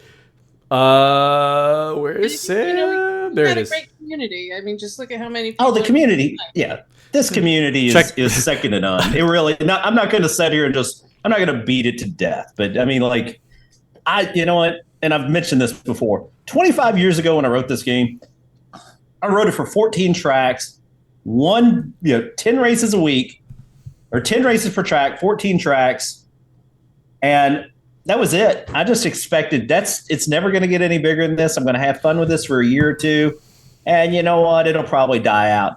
I had no intention of running this 25 years later. And the reason I do it, the only reason I do it, is because I love the people here. I've met so many good people here. I love this place. I love the people here. I can't. It's amazing. I really am humbled every day that I'm able to still do this. It's so fun. So yeah, it really is. You people are awesome. Again, it is. It's one of, and I've been a part of a lot of gaming communities myself because I'm a huge gamer. This is one of the least toxic places you will ever find, in terms of community when it comes to gaming. Everybody around here is so helpful. Everybody's trying to make sure that the next person succeeds or what have you. It's super competitive, but at the same time, folks are always there to give advice. They're always there to help. They're always there to give suggestions. And I think Mare Leasing ties into that, Absolutely. I mean, yes, people are making some BPs on it, but, they're also helping out smaller stables and letting them have access to bloodlines they wouldn't normally get. Yeah, and like you said, I mean, that's what I'd love. I'd love to see that, and I'd know the communities like that. I mean, I can't tell you how many times, like especially when I would be in the game more often than I am now, Can I and stop you? people be in Let me people just in the stop you chat room. right there for 1 second. Just one Oh, second. F you, Donnie. but people be in the chat room and they'd be like, just a new player would come in, they just give them a horse. They We would still breed do a that. horse. I know, it's crazy. I mean, when I say that, I mean it's crazy cool that there's a kind of like camaraderie, even with people you don't know, and they may not stick, but you still feel like kind of like some love to this community. I mean, people here are just amazing. I've got nothing to say but great things. Yeah. I met some awesome fucking people here. So Yeah, absolutely. I would agree with that. Sam asked the question. He said specifically, scratch breeding is a foal's running style. Son of a, stop chatting. Is a foal's running style completely random? It depends on if we have a running style for the sire. yeah, and that is one thing I don't have as much of. Everything I try to put in for sires, that's the last thing. Even color, because we have the viewer now. Running styles just a lot of it is random. I'll be 100%. There are exceptions, and like you said, the running style is definitely specific to if you have a dam. The dam will definitely pass on the running style, has that opportunity, but scratch bred is more random than not. I'll be 100% honest with you. Yep. Let's see. Not Rich Man asked, what do you think about Florida sires? And I'm gonna dish this one over to Spin. Yeah, and then we'll let Mike kind of give his thoughts. Florida is not one of my favorite locations to race. Me neither. It's a very competitive circuit, and it was competitive even before we had the Florida Racing Circuit contest come up, and now it's just there's good sires there. There's real good sires there, but it's a tough circuit to run on because there's so many players breeding really good horses. Oh, really? Do you have a favorite Florida sire? One I've used this year a couple of times is Roadster. He's a son of Quality Road. He was a grade 1 winner. He goes for cheap, and my horses run like he goes for cheap. But did you use good mares? All right. See, that mare breeding is we're ripe for this. This is your swing. Yeah. All right. Let's see. Skippy says, Frank, but you're on your fucking high horse. Of course, always, man. Get off your damn high horse, Frank. Never. Skippy needs to knock you off that. Skippy, I'll give you extra credits if you knock him off his high horse. Listen, take him out. Bring it. Oh, look at you! It's free real estate. Dwayne Grisp, how can I get involved in rating the sires in game? Before I read the rest of your question. Easy. Very easy. It's not, did you pay him? Did you pay him to ask that? I will. I'm going to send him credits for that. You can fill out the Wikipedia. The wiki, I put instructions inside of the forum. I would love it if you guys would rate the sires via that what is it, a form? Yeah, it's a form. If you would fill the form out and rate the sires, it'd be fantastic. We get all the data, everything that you guys submit there. I'm actively coding right now to kind of aggregate it and get it into a position where the players are going to have much more of a voice when it comes to rating the sires. So yeah, and then we'll read the rest of your question where it says, I think that way too many sires are just garbage in the sim, but make the breeders money in real life. I would like to see the love spread around. Oh, hold on, getting comments. I would like to see the love spread around a lot more. If the game is going to downplay sprint sires, our American speed sires, then why not just go to turf racing? I'm not really sure I understand the rest of that comment.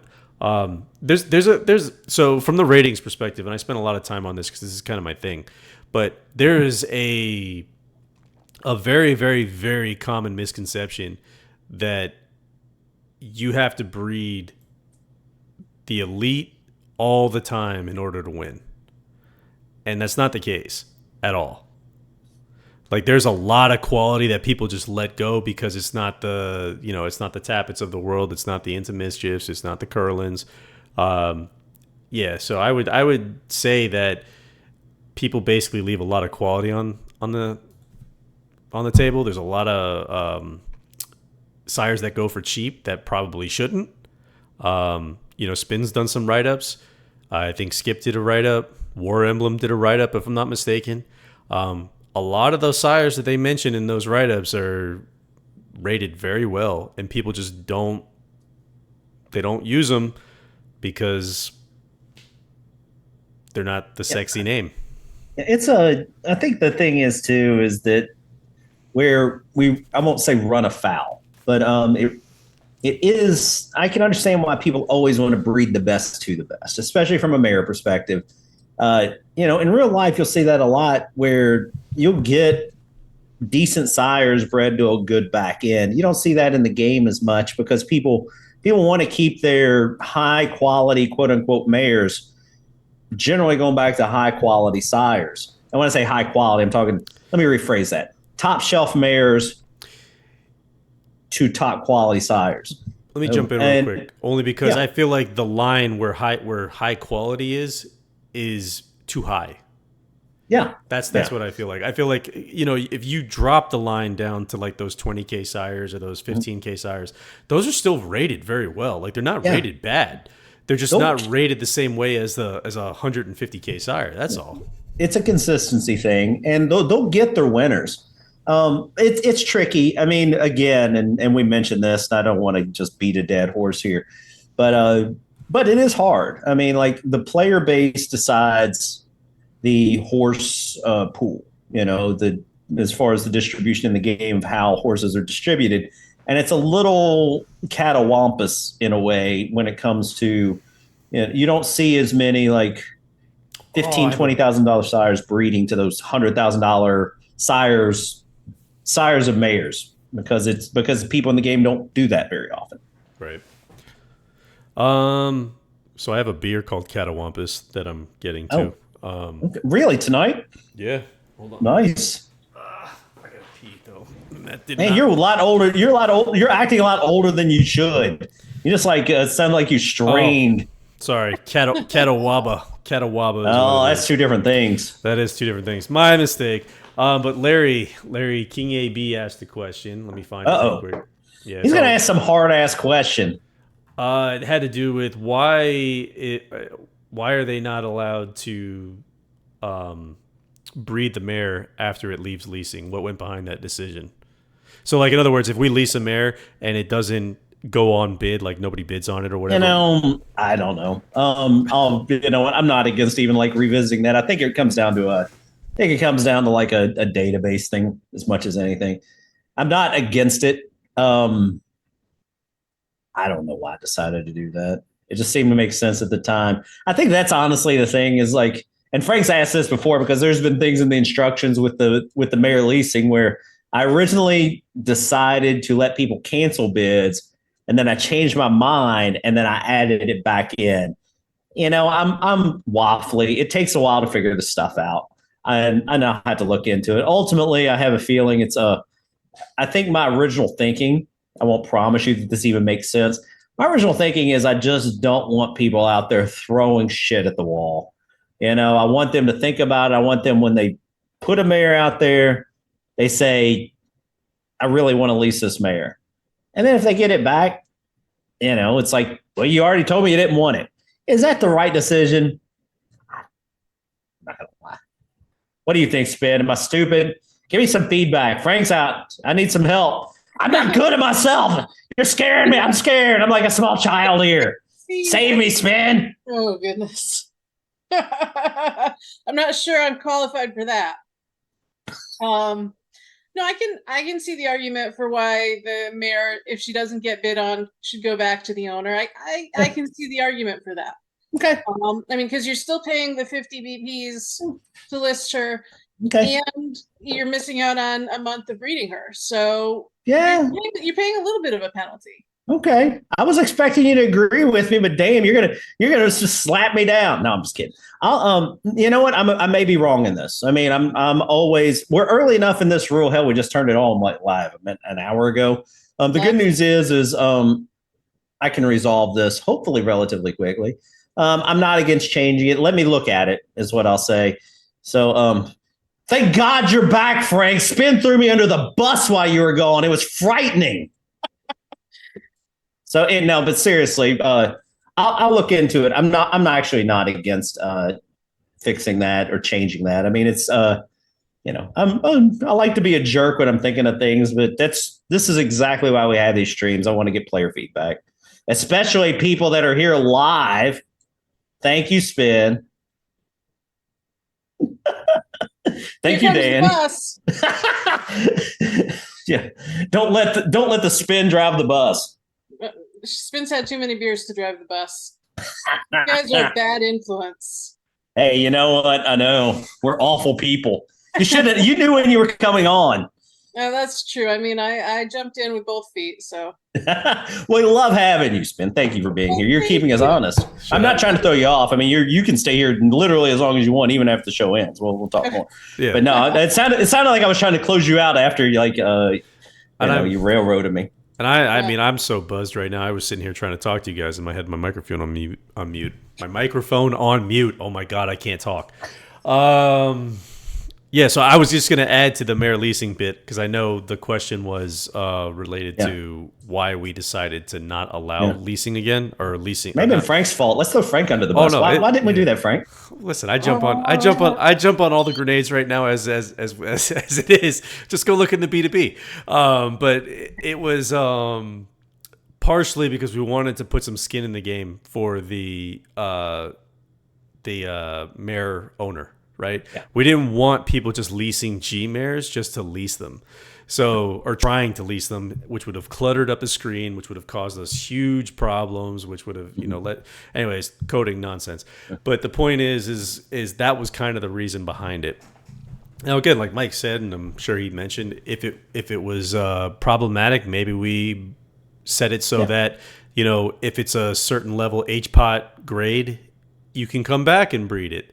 That actually, look at Frank coming up with good ideas on the fly. I love it. That's why you pay me the big bucks, man.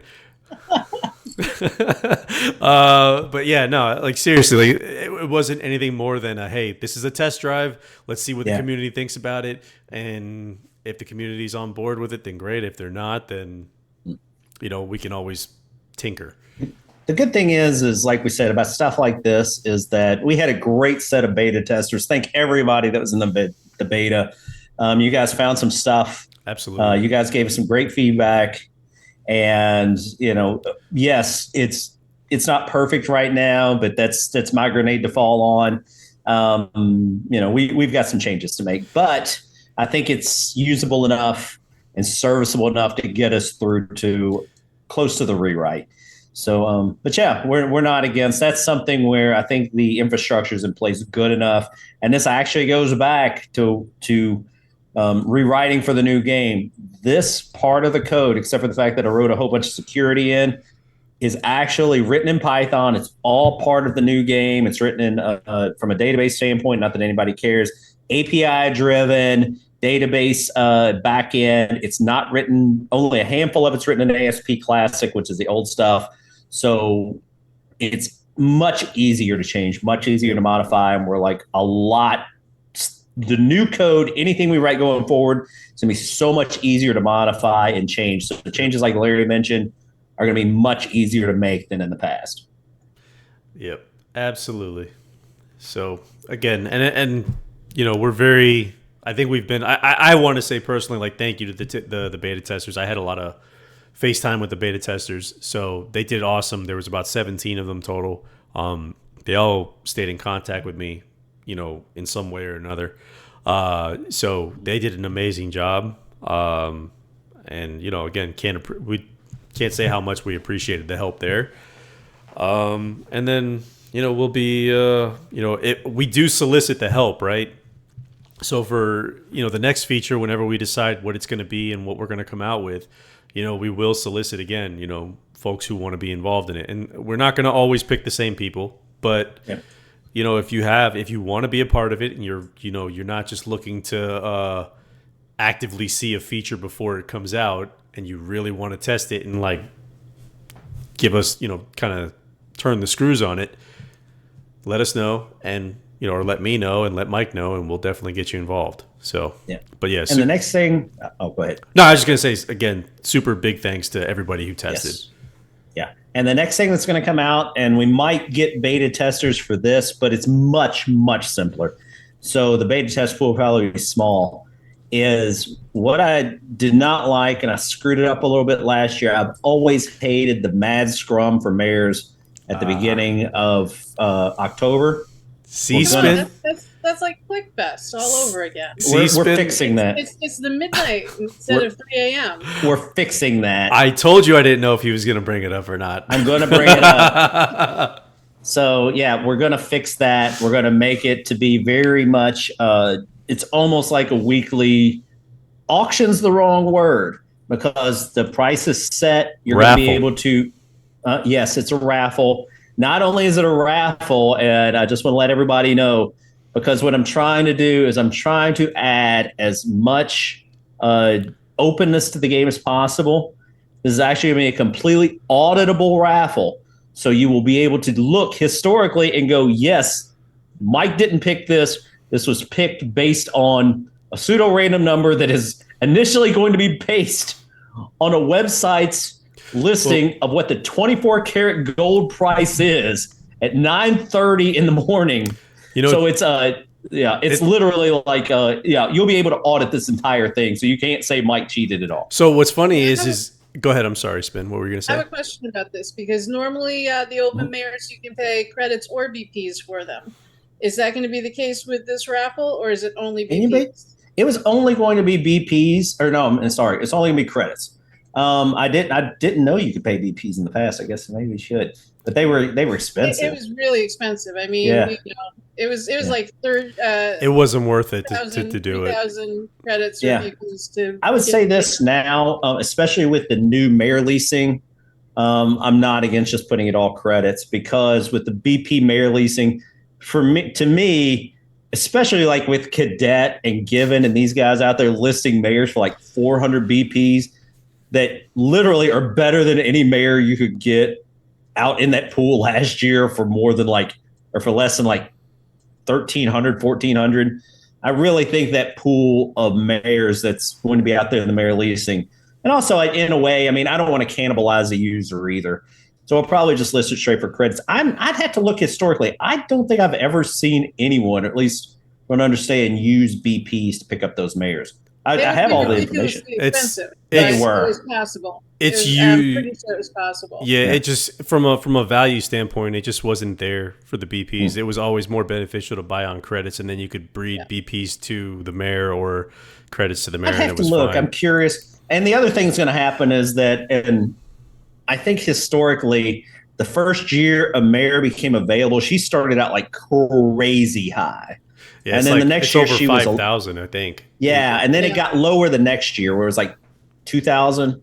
I'm going to start all of them at 2,000. I'm getting rid of. I'm capping that. It was ridiculous. I started looking at the code. I was like, what was I thinking? You'd think I was out drinking with Frank when I made that decision. I don't know. You see, where's Rob? Rob blames me for everything. When his horses lose, it's always my fault. And now Mike's doing the same bullshit. I feel like you guys are talking. This is easy. I love having Frank here. We can all blame Frank for everything. Absolutely. Keep it. Bring it on, bitches. But no. You know what? Actually, last night I went into the bathroom. I forgot to put the toilet seat up. I peed all over the toilet seat. I blamed Frank. That was too much information, Mike. It happens though. That actually didn't happen.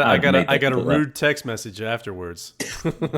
So, but no, BK, Burger King, Beer Keg actually made a good suggestion in actually, chat. Okay, listen to you. Actually, yeah. I mean, most of his suggestions are shit, but this one was pretty good. No, but I love BK. I do too. He knows I'm messing with him. BK is one of my people. But he mentioned that we should do the raffle online, the same way that we do now. Spin the wheel and let folks basically win that way. So you get the bids, I spin the wheel, you award the bid. I don't know. I would say this is that, I'm really trying, especially with stuff like that. I mean, like stuff in like this chat room, we're giving away a little bit here and there, but it's not that uber competitive. I'm trying to open up a lot of things and make it really public, auditable. I've got a lot of reasons for that, but this is something, especially with the mayors. it's such a huge deal with these historic mares, especially some of the ones like I know Union Jack Flyer, some of those. I really want something to literally be like, there's no, we couldn't like gimmick it and like, I really just want it to be completely, you wanted it to be traceable, right? You wanted it to be traceable. Yes, I want the player. I mean, and ultimately, that's one thing that I'm not. You're going to think that I'm a blockchain fan. I hate blockchain, but the one thing blockchain gets right is that blockchain is like from one to the other. It's like you can't change the information historically, and that's actually if you start looking. Not that you want to start looking through the code that I'm doing with the way that I've been getting the new mayor leasing. You're going to see a lot of MD5s. It really has to do with almost you're going into the weeds. Pseudo random numbers based on like unchangeable values is what I'm saying. But ultimately, I don't want I want you guys to feel 100% safe and 100% trustworthy with the decisions the game makes, and that's really what we're working forward to. And that's this is the mayor leasing coming up. You're literally just like last year. I don't know if you remember when I did it last year. I screwed up and I tried to fix it and I came up with this concept and I think we're going to do it again this year, but it's going to be a lot more automated. Yep. And that was part of the reason why this actually, we tested this a little bit inside of the mayor leasing. We didn't fully test it, but we did push out some CPU horses into the mayor leasing to see like what would happen. Oh, there you go. Spin. Get after it. Look at that shit. Go. I'm sitting here threatening to drink a pitcher of margarita. Spin's drinking like a horseshoe, or not a horseshoe. She's drinking a boot. Yeah. That's a boot. Dude, I almost bought a boot the other day. I was like, should I buy this for the stream and just, fill it up and drink You have to turn it at the end. I've seen the movie. You've seen Beer Fest, haven't you? Oh, of course. Yeah, absolutely. Of course you have. Yeah, if you don't turn it, you're going to pull a Frank and just get beer all over yourself. Yeah, I mean, I live in beer, so, I bathe in it. I drink it. It's my lotion. So, anyways, King AB said something. Where did his comment? Is he Ben's my buddy or now is he King AB? No, he's Ben's my buddy, but he's texting me. So he said, no, that wasn't. Tell Mike to get the booger out of his nose. All right, there we go. There it is. Booger gone. Ben's my buddy. Give me my prize so I can go to bed. There we go. Donnie. Damn, he's tired. He's a surly old man, ain't he? He's a tired old dude, that's for sure. Let's see. Skippy said, hold on. Skippy said, I like beer keg suggestion. List all the CPU mares for 100 BPs and everyone that bids 100 BPs, but put them on the wheel of chance and let the lucky person win, regardless if they are in Twitch chat or not. Yeah, I mean, there's a number of ways we could do this, right? Like we could post on the forum and we can get a list of names, for folks who are interested. Again, it just really becomes very manual for us, which is not. Yeah. I'm gonna stop while Spin drinks. Thanks. It just becomes very manual for us. That's the problem, right? Like we don't want manual. We want automation. Automation is always better. Automation can be traced. Automation means that Mike and I don't have our hands in it.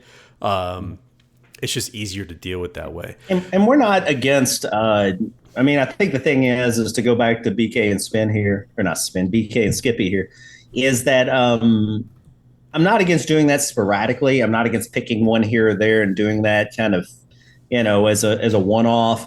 But I don't want it to be something because, especially with this mayor leasing, it's going to be a lot over the course. So, Frank's laughing. That's never a good sign. Because BK always gets me, man. It rubs the lotion on its skin. It does this whenever it's told. Only Frank.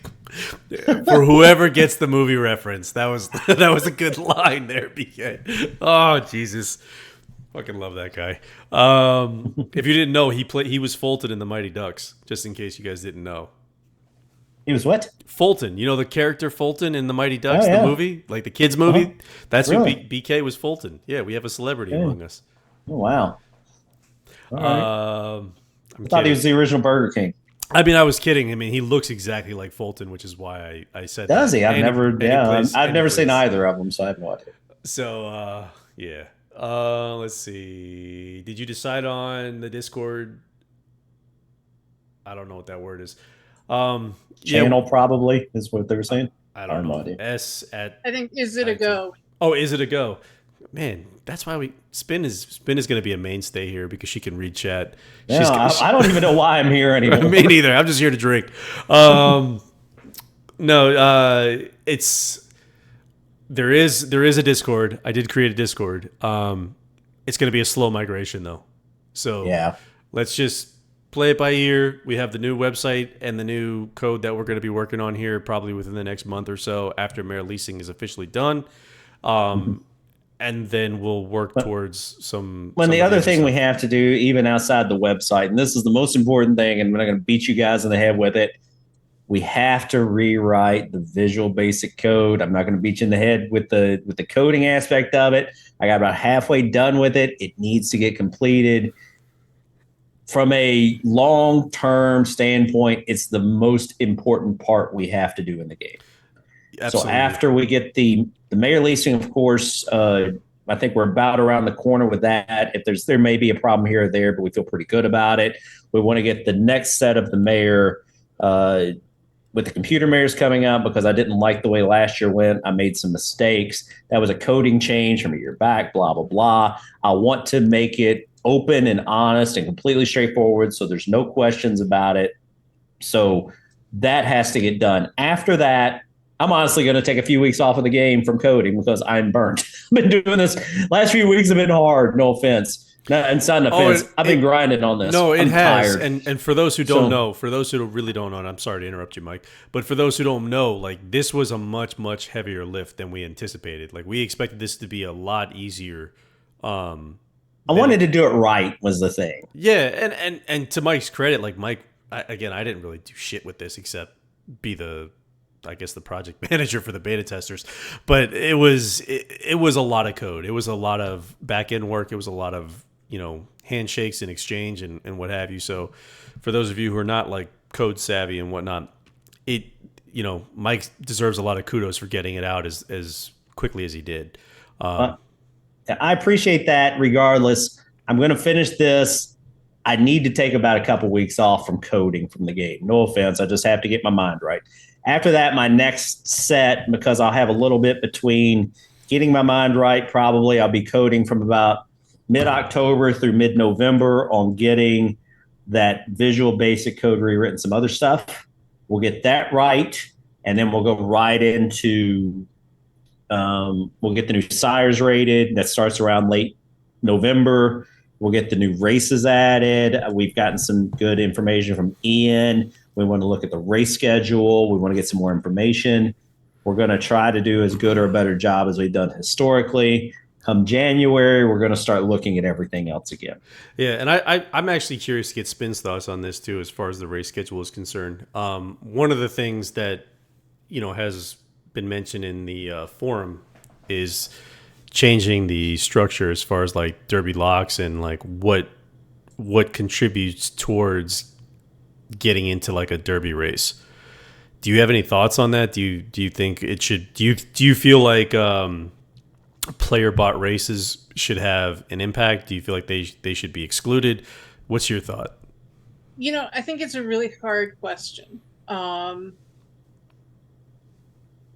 It definitely, I think that there should be some kind of cutoff that weights more recent form versus 2-year-old form. I mean, I know one of the complaints is you win a 2-year-old grade 1, you make it to the Breeders' Bowl, your horse doesn't run there, and then it doesn't run again at all at 3. It just shits the bed, and then you're in the Derby because you have that one grade 1 win.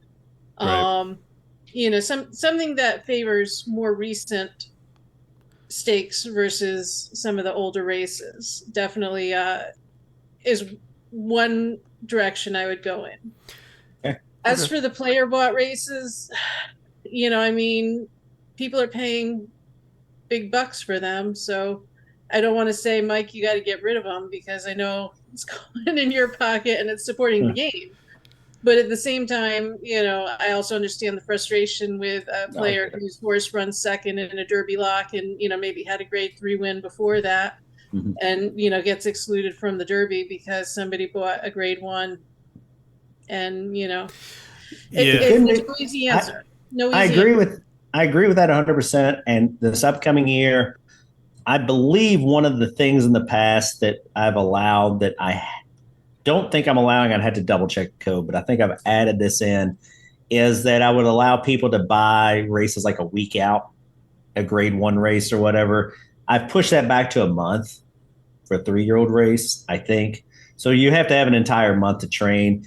I mean, at that point, if a player buys a race that's 8.5 furlongs, and can get in the long distances, it's a crap. It becomes, if they're still good enough and they can do it, then they can. That's the thing, is it's not. There's less gamesmanship and more like, you're really rolling the dice if you start carding those races now. Is it the right thing to do? I don't know. I'll double check things. I don't disagree with you. I mean, obviously, the one thing, and Frank can attest to this, I mean, game is not cheap to run.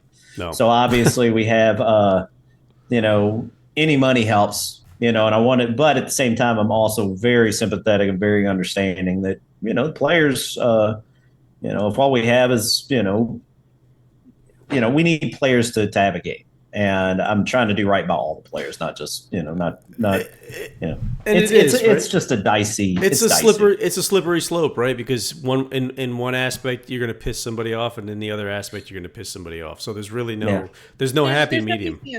Yeah, right. I mean, I don't envy you guys trying to figure it out, because. Let me ask you this, Spin. I mean, because like we're spitballing. We got a whole chat room here, and I'm going to have to use the restroom here because I'm old and my prostate's probably shot.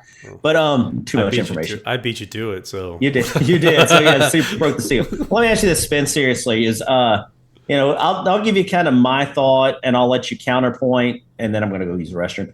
But from a perspective of a grade 1 balk race, especially in the 3-0 perspective, I'm not going to disagree with you at all with a 2-year-old race. I don't think we can fix that. Maybe we can. I'll have to look at it. The 2-year-old races I 100% agree with, because you have some of the people with 2-year-old form that are getting in that maybe shouldn't. 3-year-old form changes things, especially once you hit like February. Once a player, let's say that a player buys a race. It's a 3-year-old grade 1. How many weeks out do you think that other players should have to make it fair? Is it a month? Is it 6 weeks? I mean, because if it's, the thing is, and we've already admitted that track doesn't matter. It really is all about distance at that point. Distance, form, preparing a horse for a race. If all the players in the game had 6 weeks to train for a race, is it? I'm going to say 6 weeks is better than 4, just because before the Derby, there's a limited amount of time to get your horse from there to that race. Okay. It's not like you're just trying to win any old grade 1. You're right. Aiming for the Derby. Mm-hmm. So the longer out you have is it lessens the chance of that horse running in another race. If you have to run 6 weeks out, you might not have another race to run back in if you don't win the purchase grade 1. Okay. Yeah. All right. So if a player purchases a grade 1, now admittedly, it could be a what would you call it? It could be a decoy, where they could race before or after. Right. But as long as they had to you had to have 6 weeks lead in. You couldn't purchase any race you purchase as a grade 1 3-year-old race prior to say June has to be 6 weeks out.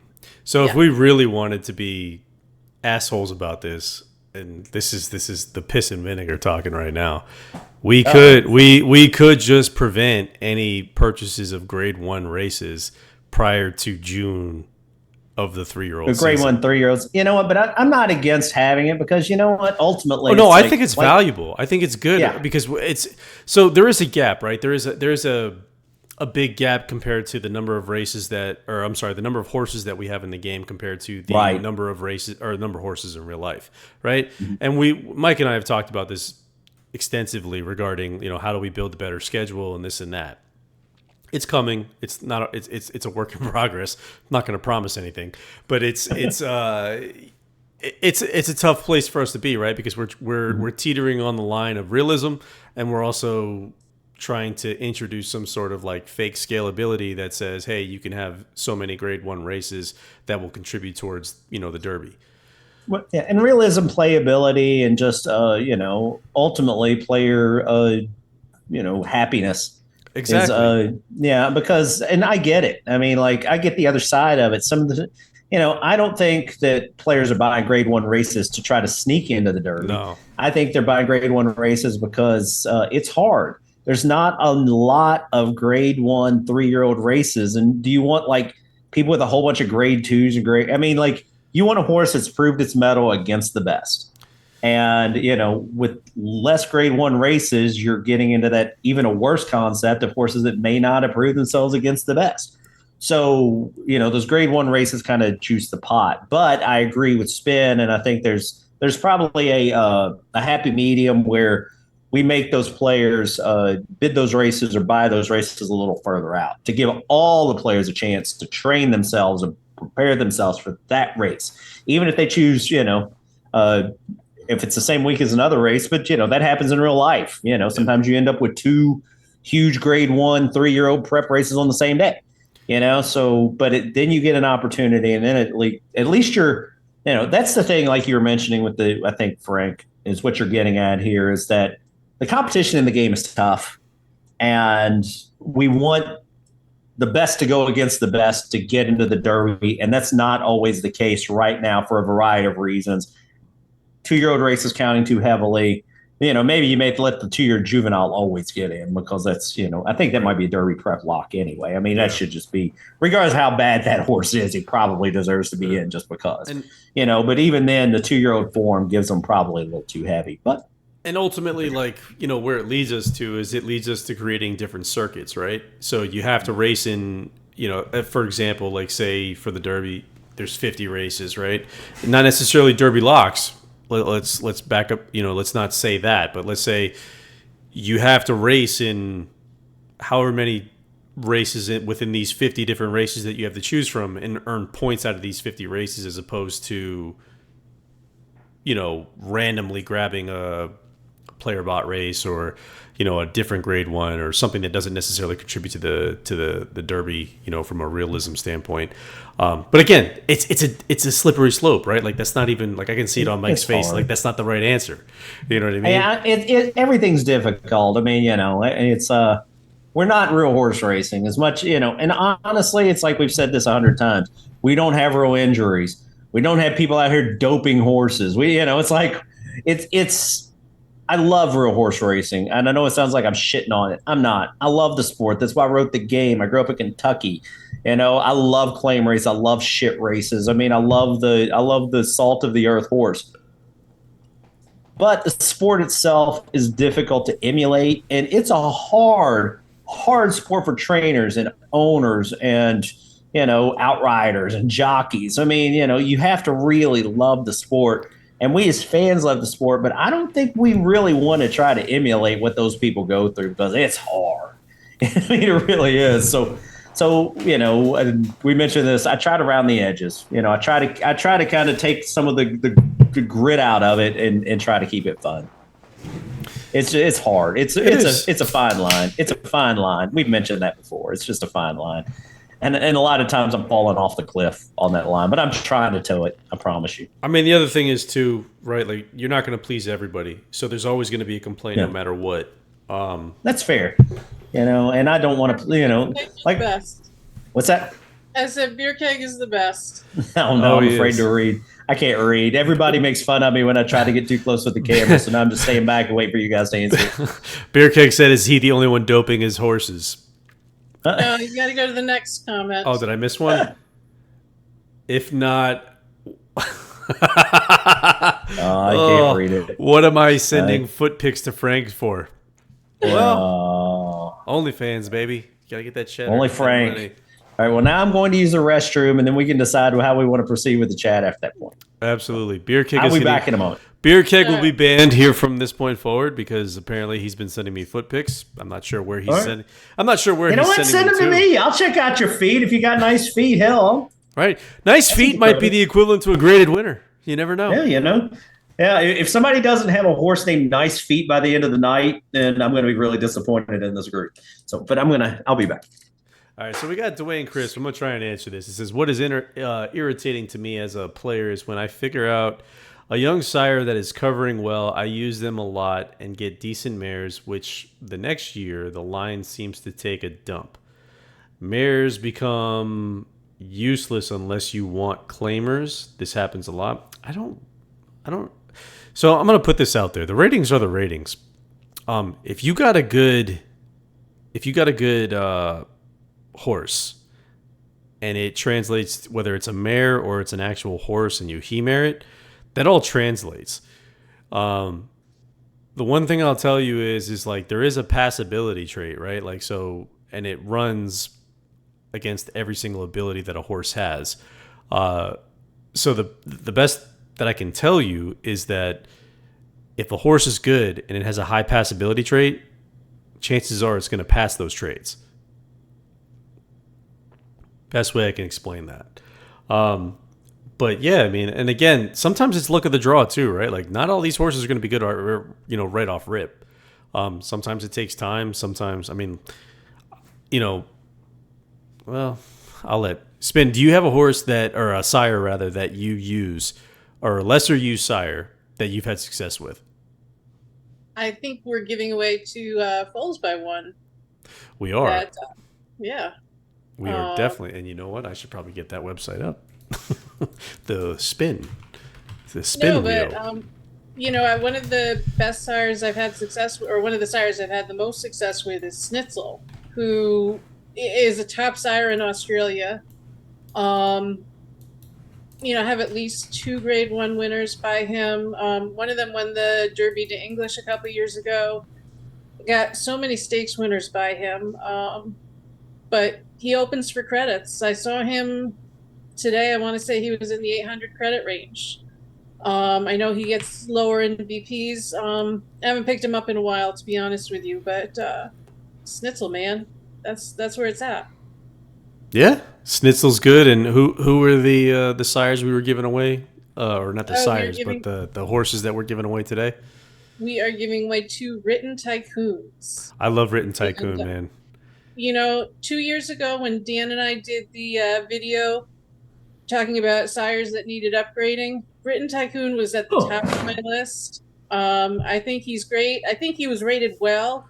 I know he was on the upgrade list for 2023, so I know he's rated better. I've got graded winners on dirt and turf by him, so that is why we're giving away 2 with very different back ends. I love him. I think he's great. So, cool story about Written Tycoon is he is part of the lines for the breeding for my very, very, very ever first graded winner in the game. Yeah, I had Caravaggio, who you recommended, Spin, when I didn't know my ass from my elbow. And it was Caravaggio, Written Tycoon, and King Mambo was the scratch bred. And I won. Number 5? Exactly. Mambo number 5, baby. And I won. A little bit of Written Tycoon on my mind. That's right. A little bit of Spinround in my life. We got, but it was a bit of Donnie Baseball fucking off. That's right. But yeah, no, I won a 2-year-old graded with him. It was a him. I won a 2-year-old graded with him, and I won a 3-year-old graded with him. So again, that's and I think I bought him for like, if I'm not mistaken, it was like 200 credits. It was something crazy cheap.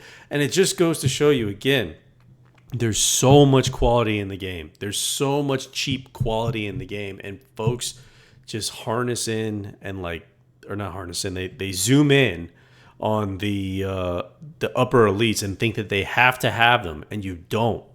You really don't. Like, yeah, it's great to have them, and it's fun to have them, but they don't always equate to these amazing horses. I think in the B2B chat, or the B2B thread, or whatever you want to call that, I referenced the GC Seattle Slew Mr. P, if I'm not mistaken.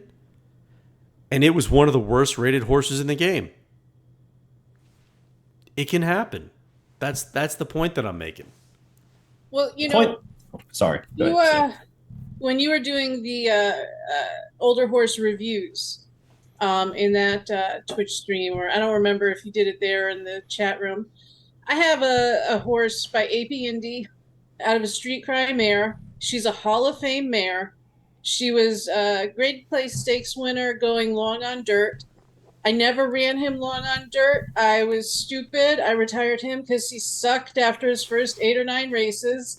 I bred him to Galileo. I got a Hall of Fame and a Year Award winner. So I said, you know what? I must have screwed this horse up completely because obviously he would have been a champion going long on dirt, and I never tried him there. So you took a look at him and you said, nope, he sucked.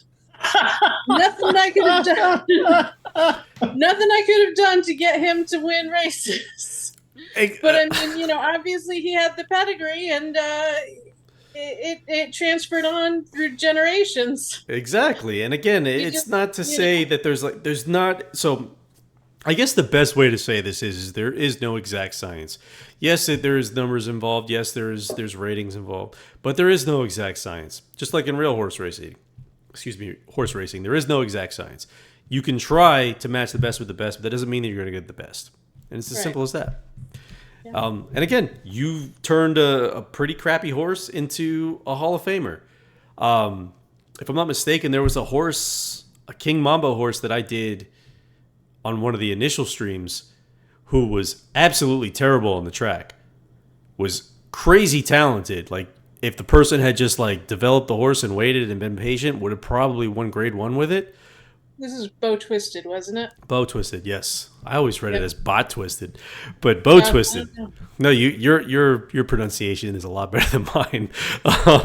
But Bow Twisted, that horse in my mind should have easily won Grade 1, easily, if the person had just been patient and waited. But that's the problem. Is we're in an instant gratification world. And everybody wants to win now, and nobody's willing to wait. And that's directed solely at BK. At the same time with Bo, I think you said she was going to mature as a 6-year-old. By the time she was 6 years old, she had already produced 2 graded winners for her owner in the breeding so, exactly. You know, I mean, so you could argue that, the owner did the right thing. Right, exactly. Yeah. Again, it's all about perspective, right? Like I'm not going to sit here and say that my answer is right. I don't think there's any right or wrong answer. I think that it's all about perspective and what you're willing to get out of the horse and what you're willing to accept. Yeah, no, totally. I'm going to give you some perspective. I think I'm the only person looking at my stables. I think I'm the only person that has G-rated mares out here to lease. So I'm going to just remove them so I don't look like a rube. That's the E-test case. The old E-test case. Trainer error. Only Frank on 69% of the reviews if he was honest. I'm never honest. Lucky Rabbi says WT is going for 700 plus. Gotta look for value somewhere else now. Well, that ain't my fault. Well, he's going for 700 plus because I just bought him twice. Yeah, it is your fault, Frank. Yeah, I bought him twice for the breedings tonight, or for the giveaways tonight. So yeah, that's on me. But to be fair, he was like 785 when I bought him, so I bought him at the top of the market. I can't believe nobody to buy him. He was like 450. So I used to get him at 200. It's crazy, and I used him a lot, and I've gotten some decent ones out of him. Let's see, the aftermarket tools you miss the most. Yas tools. Yeah, we all miss Yas. We're working on something that might be similar to Yas. It's just going to take time. You're just going to have to give me a few minutes, and hopefully on the new website, Mike will oblige me. Let's see. We had Super Taffy. I keep saying Bot Twisted, and it's Bow Twisted. So, and Bow Twisted has a ton of good babies. Yep. What else are we looking at? Led said, "Is Yoakum still playing the game?" I don't know. I don't believe so. I was in regular contact with Yoakum for a while, but I haven't heard from him in a while. So, good dude. I mean, it's the game's been a route. It's been one of those crazy races. It's like 17 miles long that nobody ever expected. So yeah, I mean I wouldn't be surprised to see him back one day, but he's not playing at the moment, I don't. So for those of you who are wondering what Beer Keg looked like, hold on, let me see if I can zoom in here. Beer Keg is the guy on the right. And that would be Fulton from the Mighty Ducks. So Beer Keg is Fulton all grown up. He's got a beard. Wow. And he's from Canada. And they both play hockey. And they both play hockey. Wow. I'd argue that Fulton's probably better than Beer Keg, but either way. Just kidding, BK. Don't kill me. I know you're Canadian and you love your hockey. Is he a Canuck? I didn't know that. He is. Beer Keg is from Canada. So. He's from Canada? He's from Canada. That's right. Let's see. Mike put out all of the hacked media mares for us enlisted mares. Yeah, I did. I'm going to remove them.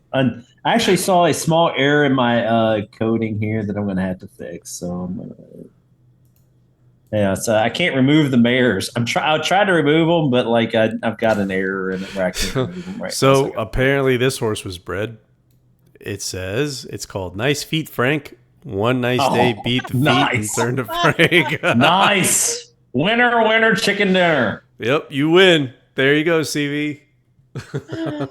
Oh, God. Let's see. What else? Love it. All right, it's my turn to take a quick break. Have at it. We finally broke her. We did. I mean, she beat us out, but we finally outlasted her. Let's see. We don't have really many questions. All right. Again, we thank y'all for joining, and yes, we can. If you guys are ready, we'll move into giving shit away. I know you guys. Yeah, if you guys had your way, we'd just give shit away the whole time. Right, the stream would have been over in 10 minutes. Either that, or we'd have kept going for like 7 hours. You know, it'd be like, just give me more shit. That's what we got to do, right? Is the Breeders' Cup Day? We just got to be live for 12 hours and just from the time give away shit from post time until the end. Garbage horses, yeah. Just from the I wasn't even thinking garbage horses, but from post time until the end. Get one of my G-rated mares. The garbage horses is great. That broke me. You got me. Oh, usually that moniker goes to BK, but Mike got me this time. Oh. Somebody needs to go bid on Omar got here, man. It's one of my favorite mares. I'd put her out here to lease. And listen, one of Mike's favorite mares. She's a Callous Doughboy. Callous Doughboy was dope. I love me some Callous Doughboy. So one of Mike's favorite mares equates to good ratings. I'm just saying. It doesn't. I promise you. There's another one that I had called Watch Your Son. I've had a couple of garbage horses. Vegetarian Viking was one of my favorite. Let me see. Not the Badger's coming, but Gourmet Badger. So yeah, I've got some old horses out here, but I don't think I can breed Gourmet Badger anymore. So I have to look. Oh, did I lose? What'd you lose? Nope, that's not it. You just killed the stream? No. You killed all our people, man. No, man. No, I got it. We're good. It's the rapture, right. Mike. It was just the rapture. I killed I'm fine with the rapture. All right. Shit, climate change is going to kill us all in the next 5 years anyway. Don't matter. Not if you move out of Florida. I don't know. You moved to fucking South Dakota. Apparently, you got Burning Man to deal with now. Jesus. Let's see. Need to re-ask. Will leased mares search improve? Probably not. Yeah, eventually. Not in this iteration. Eventually. Yeah. I mean, the thing is it really is. You know, and it was a lot. We gotta open it up to more than one page. That's the only thing we have to do. It's limited to one page right now. I mean, like we don't have the pagination yet. I think part of the problem is it's still under 100, so it'd probably go 100. I think part of the problem, and I can fix this pretty quickly, I think, is if like the mares, if you look at the mares, is we have the white gray, so it's easier to see things. Carolina Fog. That's right, baby. Name a horse, Carolina Fog. Let's get it. Yeah, that's what happens when yeah, I'm not even gonna say that. But yeah, it goes white gray on the available to lease and mare leasing stuff. It's straight white. It's hard to see. It's not visually good on the eyes. That's something I can fix relatively quick, and I will add that. Outside of that, we'll add some features eventually.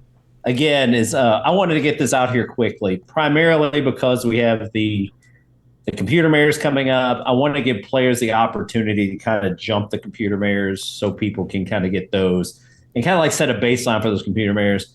And like Spin pointed out, is apparently I'd offered those computer mirrors at breeding points, which I think these player mirrors, even though they're not as easy to search, they're going to be a lot more point for point valuable. So, and it gives, the person who wants the mirror an advantage. It gives the person giving away a mirror they don't want the advantage. So it's not some player that doesn't play anymore. So yeah, right. Well, but we'll get there.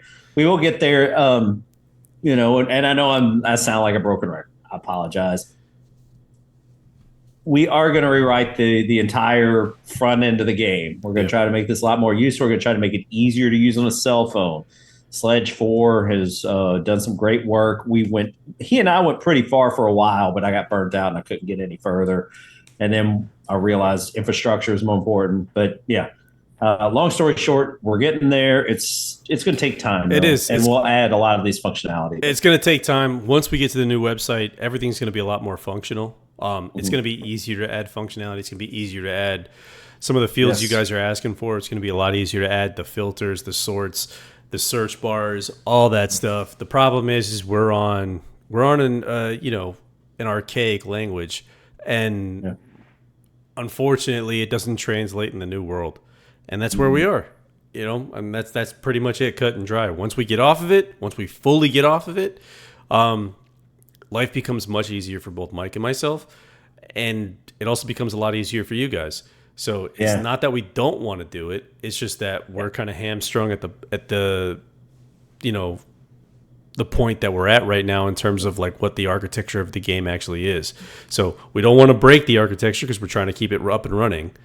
And then it's order of operations too. I mean, it's like what's the most important, and I could argue there was more important things in the mirror leasing and this upcoming change with the the open mirrors. But I wanted to give you guys something this year, and because I know I haven't given you a lot this year. We made some changes, which questionable whether you guys like them or not. They weren't the sexiest changes, right? Like, they weren't the most well received in some arenas, but we made the changes and they were necessary for an infrastructure standpoint. Then we gave you guys something that will hopefully benefit you. Now we have to go back to infrastructure, and the biggest thing about the infrastructure, like I said, is I have a small box is running the entire horse races of every race it runs on some little spitty box. Yep. If it shits the bed, we've got big problems. So I have to fix that. That is the next big thing to do. For those of you who don't know what a box is, it's a server, it's a computer. It's basically it's a computer. It's a very, very, very small. It should be bigger. Is probably the best way to explain it. It should be a lot bigger, and I know we're boring the shit out of Spin right now, but it should be. She's literally over there going, "God damn, why we're here!" Like I see the bus driver from the Adam Sandler, like these goddamn motherfuckers better shut up about this shit. But no, it's again, like Mike said, it's we're on a small box. We're gonna move to a bigger box. We're going to move to a much more efficient language. We're going to get more modern. And when we do, go ahead. Sorry. No, I was going to say not to say you're wrong. The box size isn't the problem. The box language is the problem, because the language is literally like deprecated. And what I tried to do is I tried to install this language on a bigger server. It would not allow it. They have literally limited, I can't install this again. So if this computer goes down, we have big problems. Yeah, I need to rewrite it. I knew as soon as I said it was wrong. But yeah, if I rewrite it in Python, we can run it on an even smaller box. Yeah, we can run on like 3 smaller boxes, 5 smaller boxes. And then you remember when we had CPU 1 and 2, and now we only have CPU 1? We have CPU 1, 2, 3, 4, 5, 6, 7, 8, 9 for the same price we're paying for this fucking box. Right. We just have to get there. We got to modernize it. It's basically what we have to do. We do. And that's it. We do. And we're getting there. We will get there. Spin, ask us something about the game. Yes, we're boring you. We're boring everybody. We're sitting here nerding out for the entire community. We'll give you guys extra cards or some shit tonight because I know we're boring as fuck. The only person listening to us right now is Shag. So please. All right. So when is Flying Spur coming back as a sire in the game? Yesterday. You know what? I'll tell you what. I will set him as active for exactly 1 minute, some random time over the next week. And if you're lucky enough to catch him, you can get him. I'm not going to tell you when. But if you are out there refreshing it all the time, you might get yourself a Flying Spur. I'll tell you when. That was the creepiest thing I've ever heard in my life. Was it? Like, I see dead people. Hey, listen, I got a laugh out of it. I see dead horses. There you go. Oh Jesus, we went there. All right, why don't we give away some horses? Let's do it. Yes. We're people on for over 2 hours now. We sure have. Hey, you know what? How many people we still got? Well, King AB I think is gone. That's all right. He's old. He's went to bed. All right, so I love Larry, but he's old. Do me a favor and post your name, your game name in the chat. I'll tell you who I have so far. I have Laudro Baggio, one of my favorite baseball players ever. Chips for you to see who's Maddie, R Whisper, Dunville Downs, FL Rancho, Woet, Beer Keg, CV Bear, Super Taffy, Bazals, Croft, Donnie Baseball, Squirrel, Ledwith, Dwayne Crisp, Desperado, Lucky Rabbi, NA Skippy, Jono, Dingo 333, Sabbath, King AB, Ivan Yamil. We got 10 Point who showed up. All right, 10 Point. Did Jabal show up? We don't want to leave him out again. No, I left Jabal out last time, and I had to breed him whatever he wanted. I fucked that up. Let's see. We got Lindsay Park, who's still here, who I don't think I said. Did I say that, Spin? I didn't hear you say it. I didn't think you said it. All right, so Spin is the end-all, be-all on this. Did you get our whisper in? I do have our whisper. Okay. I don't have Craterus. I need to add Sabbath. Who did you say, Spin? Craterus. Craterus. I might be making a mockery. Crate Russ? I don't know. No, oh, that's what I have to talk to you about, Mike. So remind me of Craterus. We all had to pronounce it different. So not Richman is Craterus. All right, there we go. Very good. Okay. Sam is here. I don't think I have Sam. I don't think I got Sam's. SJ Miola. That's bad by me considering him and I text. Ivan. Did I get Ivan? I did get Ivan. Yeah. Okay. Ivan's in the stream. That is what we are. No one in between. Huh? Does anybody know what song I'm referencing? If you know what song I'm referencing, if you can name the two artists from the song I'm referencing, we'll give you 3 B cards right now. Billy Manilli. The two artists. I said Ivan's in the stream. I said 2 artists. Billy Manilli. There's 2 people, right? No, nobody even knows that song. I'm so old. The Kenny Rogers and Dolly, Irish Bear. Give him 2. I'll give him 3 B cards. I told him. He got it. Dolly and Kenny Rogers. We rely on each other. Either, Frank. What happened? I don't think you have Croft on your list. I don't? One lover to another. All right. The wheels spinning here. Tell me if I got the right names. Do I not have Croft in here? I do have Croft. Croft 68, right? You do? All right, never mind. Croft 68. I love it. See, I'm not as bad as my job as you think I am, Spin. Well, I didn't see the wheel yet. I'm just kidding. I was going by memory. I'm just kidding. Let's see. So we have that. We're going to pop that open. And then I need to open something else up on this side. Okay. All right. That's not it. All right. Little Matthew McConaughey. Okay. That's what I'm talking about, baby. Sabbath. Oh, Sabbath. Thank you for Leontes. I appreciate it, man. He won on the slop. All right. You got your 3 B cards, Irish Burst. All right. Irish got his 3 B cards. All right. Here we go. Elton and Ricky. Elton and Ricky? Elton and Ricky? What are we talking about? I don't know. Sounds like some 1950s show about a paperboy. Can I rename the prize horse Nice Feet? It depends on which one, and it's 100% up to spin since. But you know what? If it hasn't raced, he's of course welcome to rechange the name. No, absolutely. But he's living in the admin barn right now.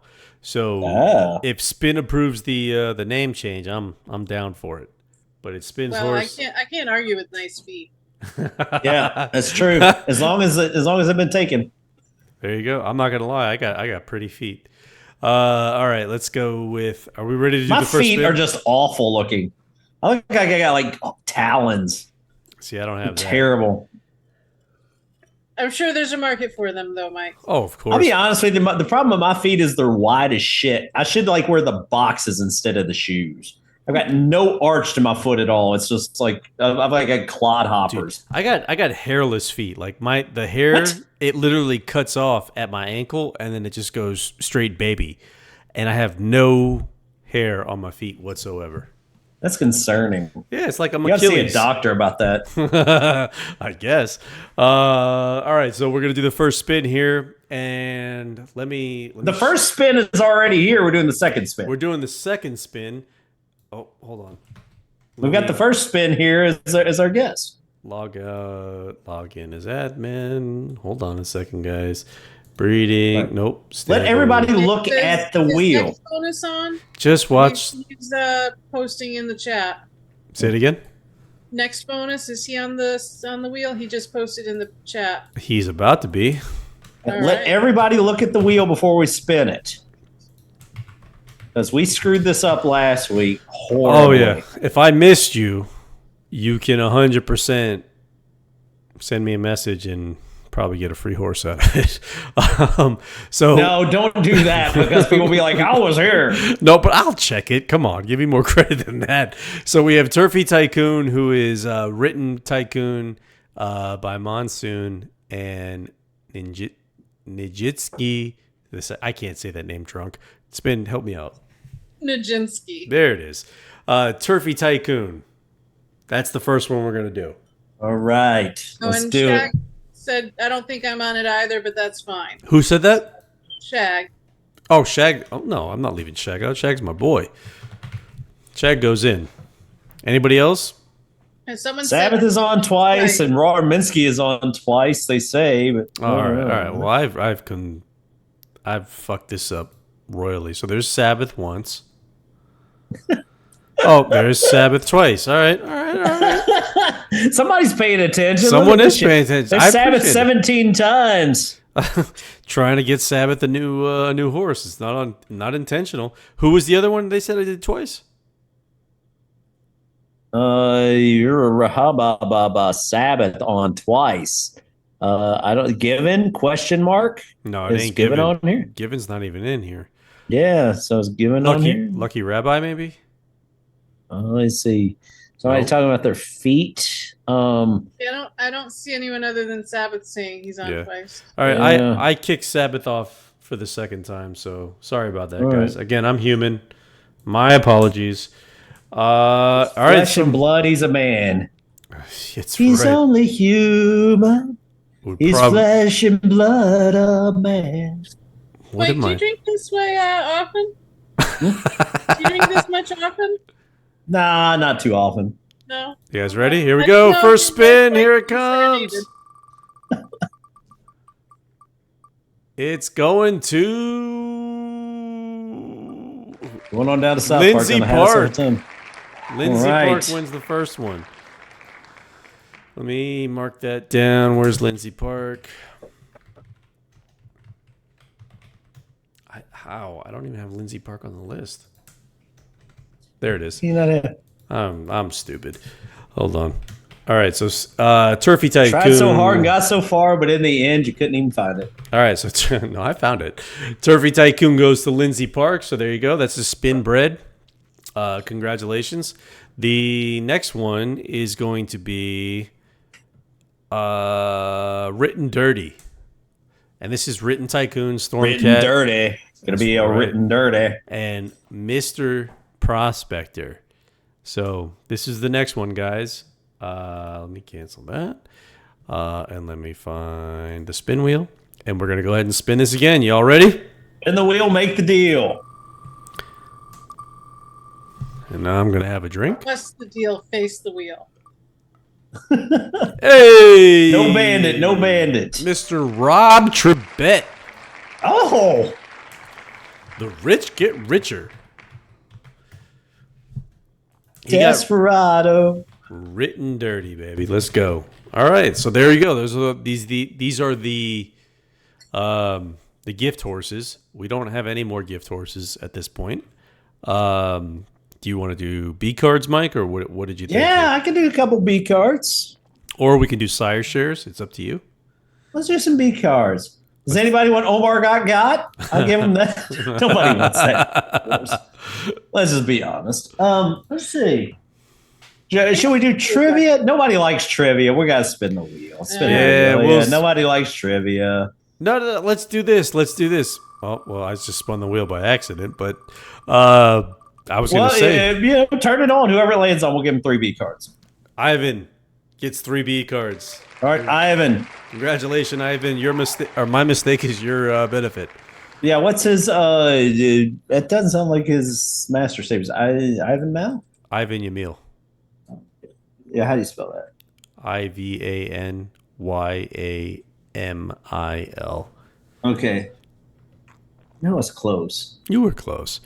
No, I got it wrong. Ivan, yeah, just send it to me. Send it in the Zoom chat because I can't type. I'm a rube. Oh, Jesus. So Ivan won something. Ivan, you're going to have to remind both me and Mike because apparently neither one of us is going to remember this. Yeah. I can't even get the right screen up. This is like the worst. Oh no, this is terrible. Like we've never done this Spin's over here laughing and she's like, "Why did I even agree to this? You guys are morons." You guys. Indeed, I feel like I had to drink just to keep up with Spin's glass. That's boots. That's right. I'm gonna go out and buy the boot though, just so we're all clear. I'm gonna get that boot for the next stream. Taffy says B cards for everyone, only in your wildest dreams. Let's see. Only in your dreams, as real as it may seem. It was only in your dream. There you go. Mike just keeps singing. We get him on some Colt 45s. Who knows what happens every time next. I'm telling secrets. Yeah, see, I know some awful songs. Right, 80s songs are my jam. Spin. We got to get Mike out for margaritas and some karaoke. Yeah. We gotta we gotta do a sim get together where everybody shows up at a bar someplace, and everybody shows up 6 beers in. That's the rule. Or you drink 6 beers while we're there, one way or the other. 6 beers quickly though. We don't want you like sipping. Spin had mentioned what her name was based on when we first started the stream. This is a little trivia, Mike. So you're gonna have to give 3 Bs away for this. I'm fine with this. Who knows what Spin's name is based on?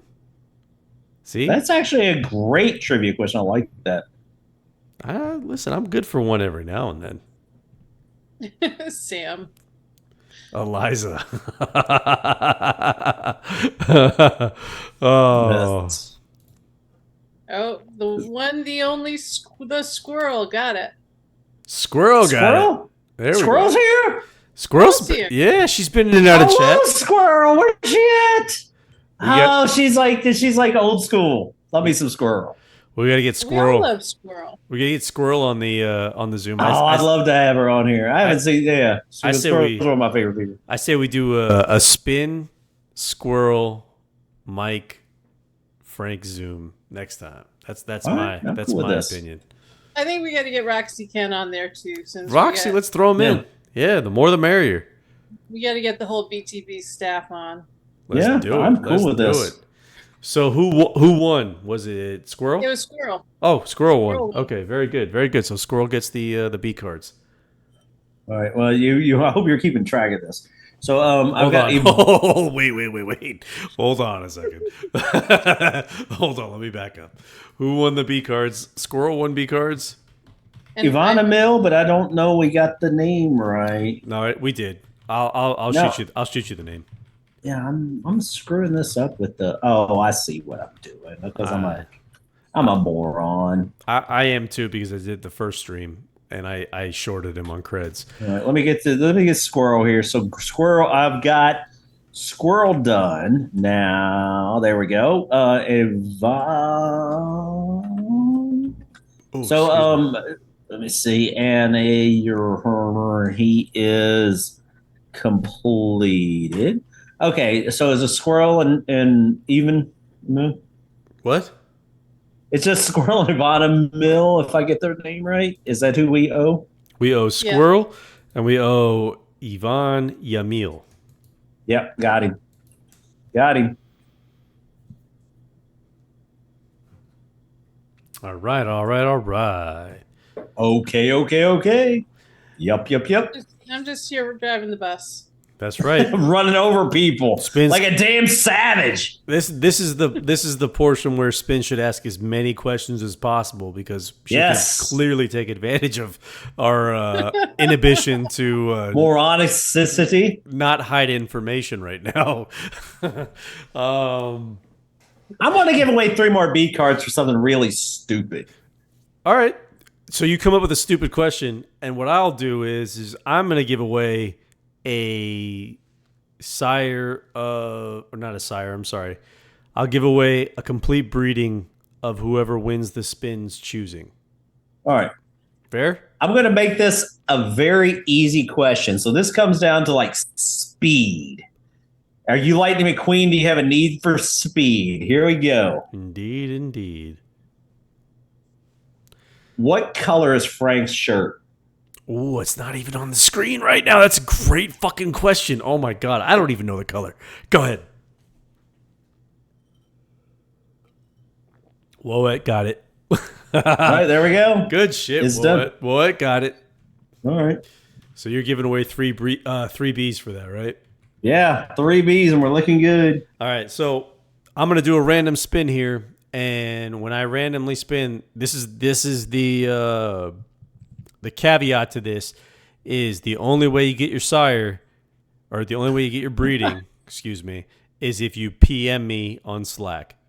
That's it. So you got. It sounds like some Only Frank shit. I don't know if we want PM people. Hang on a sec. Let me open the Slack. Well, I show things on Slack.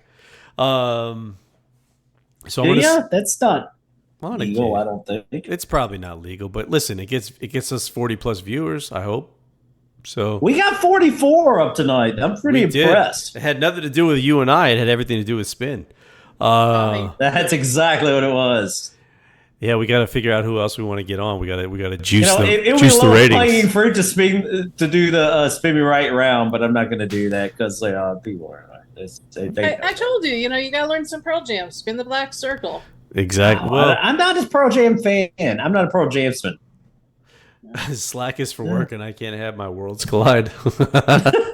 Well, listen, I agree. Listen, my Slack is. What's like? Is Worlds Collide like Power Man 3000 or Rob Zombie? I don't. Power Man 5000. That's his son. You know that, right? Huh? Yeah, I knew they were related, but that's why I was confused. Well, I thought they were brothers. Are they sons? Nuts? Rob Zombie is, from what I understand, Rob Zombie is Power Man 5000's son, or Rob Zombie is Power Man 5000's father. I think they're brother. I could be wrong. You might be right. But they're pretty close to one another. It's like inbreeding. It's all the same. Only the names will change. Jesus. Now we've gone to Bon Jovi. Every day. Seinfeld and George conversation. Oh, dude, you're absolutely right. Me and Mike can talk metal for days. That's not even metal. That's like embarrassing. It's like hair band shit. It's hairband pop is what it is. Let's see. So we're gonna spin the wheel, and if you win on this, the caveat is you have to PM me on Slack, and you have to tell me the sire, the DS, and the DDS that you would like. And you know what I'm gonna do just to make this. No, I won't do that because in case she wins, if she wins, then people are gonna call foul. But I'm gonna go ahead and spin it. Frank, I already DM'd you. You got it. It's already there. Gotcha. All right. Well, fair enough. Spin's getting a horse one way or the other. All right. So I'm gonna spin it. She put up with it. She deserves it. She did. She did a fantastic job then. Let's give a round of applause. She saved this whole stream. Absolutely. She got us 44 viewers. Dude, she's gonna make me drink a Colt 45. Should I go? Should I go old? What was the other one? Old English. Should I go Old English or should I go Colt 45? Old English. I guess I'll have to go 45. I gotta find one. I'm not even sure where to get one. Old English is crisp. That's what I liked about Old English. So fresh and so clean. That was when I was ghetto. So, all right, I'm gonna spin the wheel. Whoever wins this spin, you have to PM me the Sire, the DS, and the DDS, and I will breed it for you and send it to you. And here we go. And here we go. Peanut butter jelly time. And we got a Baggio. Ah, my man, Mark. Make sure you text him. No, I will. Well, he'll text me, I hope. Text me, Mark. So. All right. We got a Sire, XDS, and a DDS. There we go. There we go. All right, man. So we did some good stuff. Any more giveaways you want to do, Mike? Or you good? You know what? I feel like we ought to give one more thing away because if anybody's they've got to be live in the chat though. We can't do spin wheel because some people have left. How many people we got in the chat live? All right. So here's what I'm gonna do. This is a special one. Post your name in the chat right now. If you post your name in the chat right now, sorry, Dingo, that's not accurate. But if you post your name in the chat right now, I will go ahead and add you to this. This is a special giveaway. I don't know what it is. Apparently, Mike's coming up with it. So here. Was it? I was just going to give him like 3 B cards, but whatever. Yeah, everybody. You know what? Yeah. So you know what? Yeah, Beer King posted given. He didn't even get it right. Oh, Jesus Christ! Everybody's actually watching. I didn't anticipate. You know what? I'll say this. I will give everybody here 1 B card that posted their name if you'll write these down. All right, hold on. There's a phrase. I'm going to tell you this right now. Instead of us doing everybody that wrote, you know what? You send me the list of everybody that posted their name if you can. If not, everybody's in the chat right now. I'll give them a B card. And then we've got to come up with like something to give like somebody, one person, 3 B cards. All right. Or I have a trivia question. Okay. There you go. Let's yeah. See, this is like that's some weird ass Mike trivia question. This isn't some like Rick's Natural Star bullshit. This is like huh? It might be. Yeah. Oh, I would love that. Can I win? Sure, why not? All right. Yes. So because I've got an advantage because I can hear this live. That's true. Let's go. You got a 5. Let's go. You got a 7-second advantage right now. Oh hell yeah! Let's go with this. I'm gonna win, baby. You guys are messed up. I'm gonna get me 3 B cards. It'll be awesome. Let's do this. This is excited as I've ever seen Mike to win 3 B fucking cards. Gosh, E-Test is going to get him a good Sire. I'm so excited. Let's do this. Oh, this is going to lead into our private conversation after the fact, Mike. Oh, Jesus. All right, so Spin's going to ask a question. All right.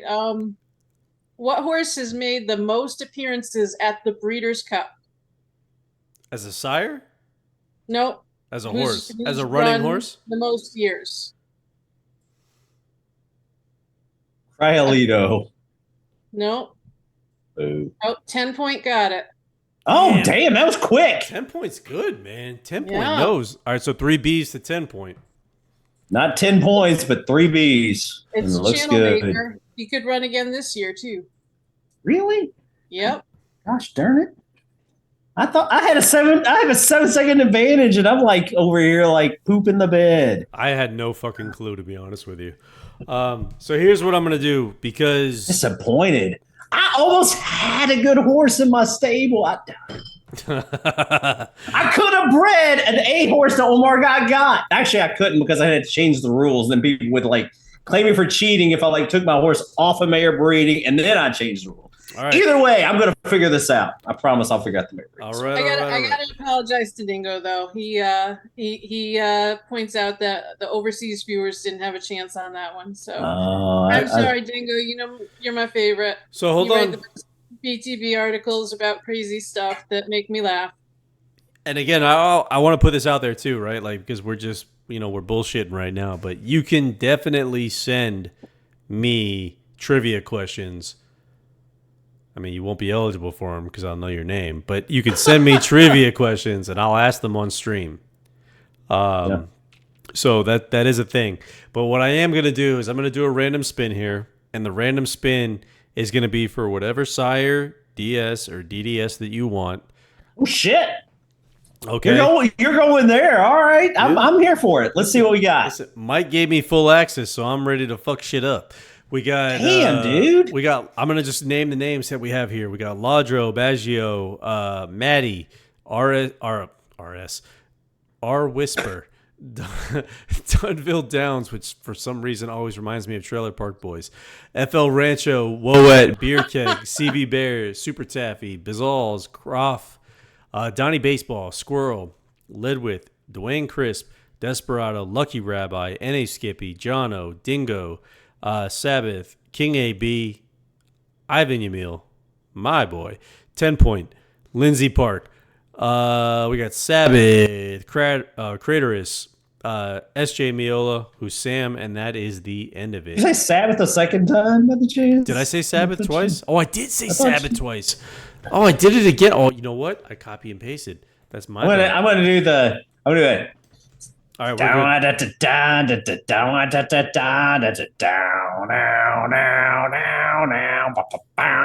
yeah, Sabbath. I know what I'm talking about. There it is. I know what you're talking about. All right, so we're gonna spin this bitch. Did I miss anybody? You have 5 seconds to post. You have 5 seconds alone. How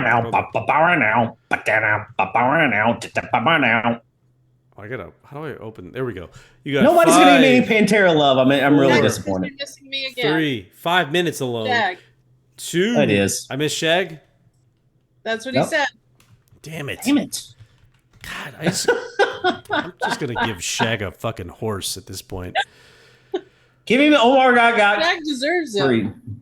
I got to figure the hiccups. Is that you, Spin? You got hiccups? No, I'm just laughing. No, okay. Yeah, we're messed up. All right, here we go. We got Shag in there now. Let's see. We got Next bonus says my name disappeared. Oh, Jesus Christ, next. Next is next bonus. I love next bonus. He's one of my favorite people. Next is awesome. I always confuse him with Roxy Ken for some reason. I don't know why. I mean, I don't know, man. It happens. There's a lot of names. It does. There's a lot of names in this game. There are a lot of names. A lot of random names. Beer Keg is ineligible just because he's Beer Keg. I think we got them all, right? We got them. Am I in there? I need a good horse. You all right, hold on. All right, no, we're gonna put Mike in here. All right, so if I win, you have to answer a trivia question. How's that? All right, so here we go. If Mike, I'll give you Spin or Francois win. Yeah, well, you have to answer a trivia question of our choice. How's that? That's so tough. I don't want to work. All right, here we go. All right, we're going to spin it since I didn't get anybody else. Booyah. Here we go. Don't land on Mike, Spin, or Francois. Don't do it. Sam. All right. So disappointed. There we go. So I love Sam, but gosh, I really wanted to have it. I had some good trivia questions in the can. I'll save them for next time, though. I promise. All right, so Sam won an S. We'll do some karaoke trivia next time. Them, Mike. Yeah, we'll do karaoke trivia next time. I love that. I got a Dolly and Kenny reference. I can do some metal references. So yeah, Frank and I have a whole stream of just like us singing metal songs and like giving horses away. It's terrible. Like if you were to look at the text messages, it's just literally us sending Spotify songs to one another. But yeah, no, it's we did good tonight, man. I'll be honest, we're still over 30 viewers right now, which is impressive. Really, I'm sorry, people, that we're this boring, but we're having fun. So thank you for being here. Absolutely, yeah, you guys are awesome. You guys are fantastic. We gave away fantastic. Fantastic. All right, so just so everybody's aware, we got Squirrel who won 3 B cards, Ivan who won 3 B cards, Woet won 3 B cards, Baggio won a Sire DS and DDS. Mikey's probably going to text you, so you got to let me know. He did. Yep. Okay. Sam won a Sire DS DDS. He's probably going to text me. And then we got Desperado who won Written Dirty, and we got Lindsay Park who won Turfy Tycoon. Now, let me ask you this, Spin. Right off rip, without looking, give me 3 sires. Or give me 3 sires that you would breed. Right here, right now. A full line or just 3 line. sires? No. Okay. A full line. You have to be careful because if she gave like 3 first-year sires, that doesn't make any sense. Well, you have to we've already established that inbreeding doesn't mean shit. But you have to make it inbreeding logically. All right, so if you were to breed something, let's do Into Mischief, APND, and Danzig. Oh, that's not bad. All right. So here's what's going to happen. Into Mischief, AP Indy, and Danzig. Here's what's going to happen. We're going to spin the wheel one more time. Damn, Frank. Listen, I'm generous when it's not my money. Oh, wait, this isn't the spin. Ignore it.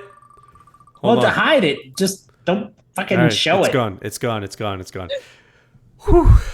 I dodged the bullet. All right, so we got spin. Do you want to ask a question for this, or do you want to leave the wheel?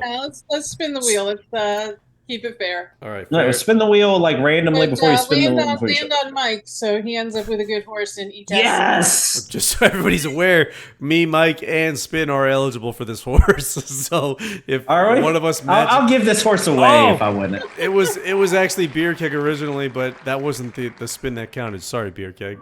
Sorry, buddy. Oh God, he's gonna hate me. Give him something nice. I'll give him something. All right, here we go. We're spinning. Right round, baby, right round, like a record. It's man, FL Rancho. All right, another good Rancho. Florida Rancho, baby. Let's get it. All right, go with it. We gave away a bunch of shit. A lot. What was that? Into Mischief, AP Indy, and Danzig, right? Yep. All right. Very good. I got that all. I gotta save this because I'm gonna fuck it up. I know I am. And then I'm gonna have to watch the stream all over and see what we did wrong. I'm sure you could fast forward. I hope you would watch the whole stream just to look at this last 30 minutes or 10 minutes or whatever. Sometimes. All right, so we got that taken care of. Frank just loves him some Frank. He just wants to watch himself over and over again. I'm the biggest narcissist there is. All right, so we got 5 prizes. Actually, we did 7 prizes tonight, guys. Shit. We did two horses that spin bred, and then we did 3 sets of B cards, and we did 2 pick your sire DS DDS, and we did another Into Mischief AP Indy and Danzig that was chosen by Spin. So if they all suck, it's Spin's fault. Absolutely. Stop blaming me in chat. No, I'm just kidding. But yeah, no, that's the extent of it. I know Mare Leasing is open right now. We probably have a few little things that we probably have to add. We do. Anything else that you wanted to mention before we sign off? No, again, I just want to thank everybody that shows up here. I love this. I love that Frank, this is my love letter to Frank. He's really brought me back into the fold.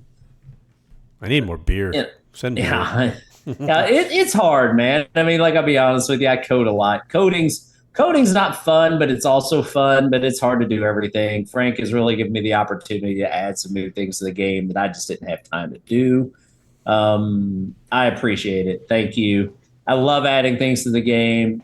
I'm going to take a couple weeks off after we get this next edition, but beginning of the year, well, of course, the typical year and stuff, you guys have been around. Most of you guys have been around long enough to know that the end of the year always is a bit of a haul.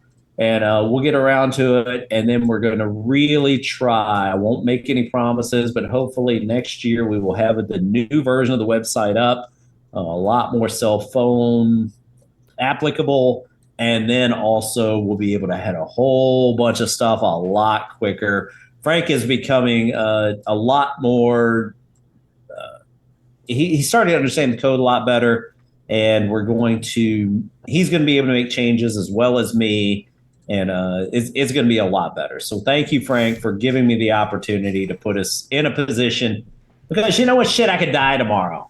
I'm old, I'm beaten up, I drink too much beer, but no, seriously, it's I want to be able to take this game and make sure that it lasts for a long time. Thank you, Frank, and thank you for giving me this opportunity. It's great. That's all I'm gonna say.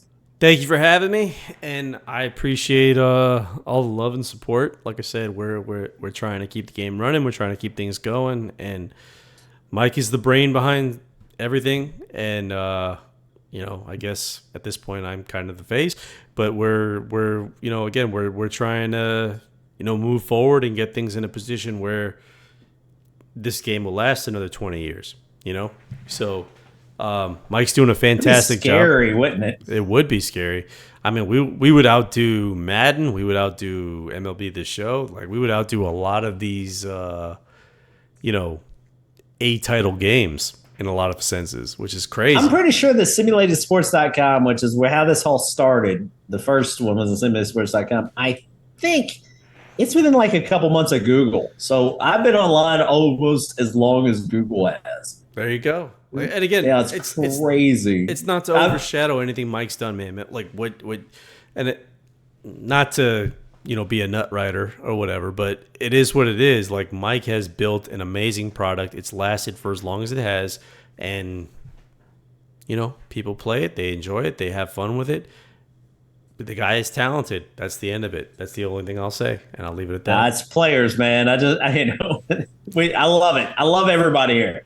I just keep throwing around the love. It's just like, but I really do. Frank is doing just, not to keep, breaking my hand, patting Frank on the back, but he's really like giving me the opportunity to give you guys some new shit. And I love it. So thank you, Frank. And thank the players for like being patient with me over the years. Cause I know I go through spells where I'm a little bit radio silent. I'm kind of a nerd, so I'm sorry. But yeah, Frank puts me out here, and I appreciate it. Nah, Mike does very good. Like, he does. And then at the end of the day, what it boils down to is it boils down to the player base, and are we delivering? And if we're not delivering, again, I hope that I'm approachable enough to where folks can send me a message, post on a B2B on a B2B article, post on a forum, whatever, to the point where you could just say, hey, I don't like XYZ, or I feel like this would make the game better, or what have you. And, again, I bring all that shit to Mike, whether you guys believe it or not. I do listen to I do read everything you guys write, and I usually report it back to Mike unless it's so fucking outlandish that I'm like, all right, this is bullshit. And I have to say one more thing is that, like, we have such a great player base. They run residencies, etc. But Black Tie Bugler has been around for years. I mean, I know the Squirrels and the Roys, and they were early on and kind of laid a foundation. But then we have Spin out here, and not just Spin, but all the writers out here doing just great work. I mean, the game's the game, and it's fun, but, having the articles, I mean, without all that stuff, without the residencies, without the articles, we're just fucking numbers on a page. I mean, it doesn't matter. You guys are the ones that are really adding to the personality of the game. And I just love that, thank you, Spin. Thank you to all the BTB writers. But yeah, absolutely. It's fantastic. Keep us going. And the writers to keep us going. And I'm gonna talk about that just a smidge further, but that part of it, whether you guys realize it or not, what Spin and Ken and they're providing through the B2B, that is immersion. Like, that's literally what draws you to the game. You see write-ups, you see your horse in the write-up, you see different types of articles written about certain different things. Like, this is the immersion that we're actually looking for. Like, we're trying to get these things in. So the more you guys listen, we don't mind funding the B2B as long as the B2B is publishing stories and doing what they're doing. We'll always send them credits. You'll always get paid for what you do. So do it. Write the stories, earn credits. Earn credits, buy races, buy sires, do whatever you want with them. But the point is like the immersion, the level of writing and effort that goes into that. It all contributes to the growth of the game. So game's nothing without you guys. I mean, absolutely. I can write all kinds of code over here and be as big a fat a nerd as I love to be, but if nobody's playing it, this shit don't matter. I mean, it really is. It takes the spins and the swirls and the Roys and the Roxykins, Roxykins, and all the riders, the NA Skippies, the Dunville Downs, all you guys. I mean, this is I love everything about it. So thank you guys so much. And I love that we had such a great turnout for our riders here in tonight. I mean, we had FL Rancho, we had Dingo, we had Lucky Rabbi. If I'm missing someone, I apologize, but we have a good crew. We really do. Absolutely. Yeah, you need to get them here more often. We hit 44. Now I got to drink a Colt 45. Oh, no, we didn't hit Colt 45. We need to do 40. I'm backing off. Oh, we didn't hit 45. That means you have to do Old English now. Yeah, you did have to do it. Yeah. You got to. All right. So here's the compromise. No, I lied. I'll do the Colt 45. Exactly. I'm just trying to back out of it because I'm a big old whip. I'll do a Colt 45 with you. How about that? Nice. We'll do it. All right. And I'll chug it. I have no problems chugging it. So there you go. Oof. You'll pull the Irish out in me. Are you going to come back with a spin and do a Colt 45 with us in the shoe? Absolutely not. I'll do the picture of margaritas. All right, listen. Oh, shit. I would love to see you drink a picture of margarita on camera. You'll be messed up. So we got Spin doing a picture. I really would. Oh, Jesus. This is just turned into alcoholics fucking crazy. Mike's going to chug a Colt 45. I'm going to chug a Colt 45. Spin's going to do a picture of margaritas. And I'm gonna try and get Dan on to do some Whiskey Pig to see what happens. But yeah, we'll see what goes on. Let's do it. Jono says, "Frank, you are crap, bro. I can't even revive Flying Spur. Jokes, bro. You're the man. Jokes, lols. I know. Wait. Mike said he was gonna revive Flying Spur. Oh, 1 minute this week. You have to catch him. 1 minute, Jono, but you don't know when it is. It actually already happened. Yes, it did. You missed it, brother. Oh, you were so busy watching us. So busy shitting on Frank. That's what happened. Oh God. Snow Chief and Laura. Snow Chief. Laura, Snow Chief. The old BTB riders. Thank all those guys. I mean, even the old.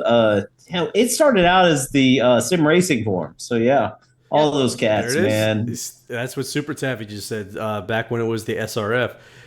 Squirrel said, just a note, it's BTB, not B2B. Yep. We're changing with the time. Squirrel, it's B2B. No, we're not that guy. We're the BTV. We're the horse with the bugle, bitch. All right. Well, I've been overridden by Jameson. Let's see. We got Beer Keg 40 challenge, 40s and no bathroom break till you're done. Oh, dude, I can kill a 40. I ain't worried about that. I'll kill a 40 before I. Please, BK.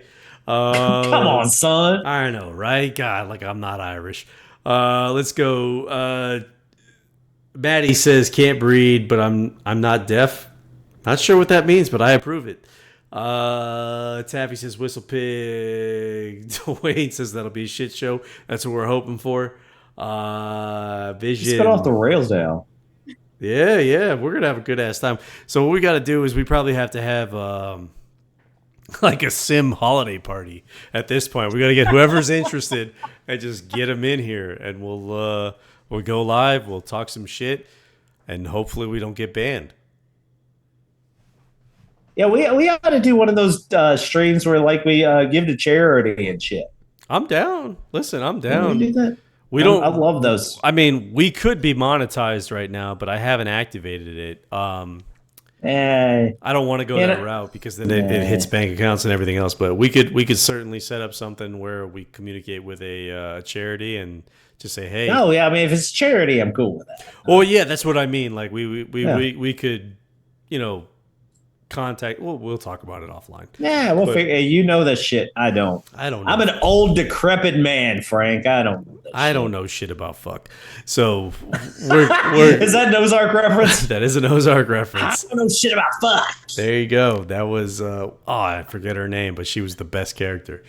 She was totally. So with that being said, I think we're gonna go ahead and sign off. Spin, any last words? Write for the BTB. If you can't write, comment. If you want to do something for the Hall of Fame, get in touch with me. Any questions, get in touch with me. We're interested in anything you want to contribute. So, all right. Mike, any last words? Yeah, if you want to write shit, if you want to contribute to the game, if you don't have money, and that's cool because I know we're all broke as fuck because shit's hard. But write some articles for the Black Tie Bugler. Get some free credits. I will totally 100% be happy to give you free credits to write for the Black Tie Bugler because that's what makes the game cool. It adds the personality and gives it charisma. So yeah, give the Black Tie Bugler some articles. Love that shit. And again, thanks Frank. Thanks Spin. This is always a great time. Absolutely. Yeah, I had a lot of fun with you guys. Definitely. And again, if you're interested in earning some credits, definitely write for the B2B. They do credit giveaways. BT, whatever. I'm stupid. Get it right, son. Come on. You're a professional. Yeah, you're close. I'm close. That's the key word. I'm close. I'm close. I'm just falling short. But no, right for the BTB, not the B2B, even though they're the exact same thing in my mind. But again, we pay, or Spin pays, Ken pays. Mike pays, but Well, hey, you guys pay. Everybody's getting something. The money flows. Yeah, exactly. Well, the credits flow. There's no shortage. The tap runneth over. The more you write, the more credits you earn. Best way I can explain it. We appreciate the love. We appreciate the support. Thank you to everybody who's joined us, who's been a part of this. And we got the President of the United States over here. But thank you guys all again. We're going to go ahead and sign off. And, keep us posted on Mayor Meesing. Mayor Leasing. Lair Meesing? Yeah, I used to know a guy named Lair Meesing. But keep us posted. And if we need to add anything, adjust anything, we will certainly do so. But love y'all. Take care, and we'll see you in the next one. Bye-bye.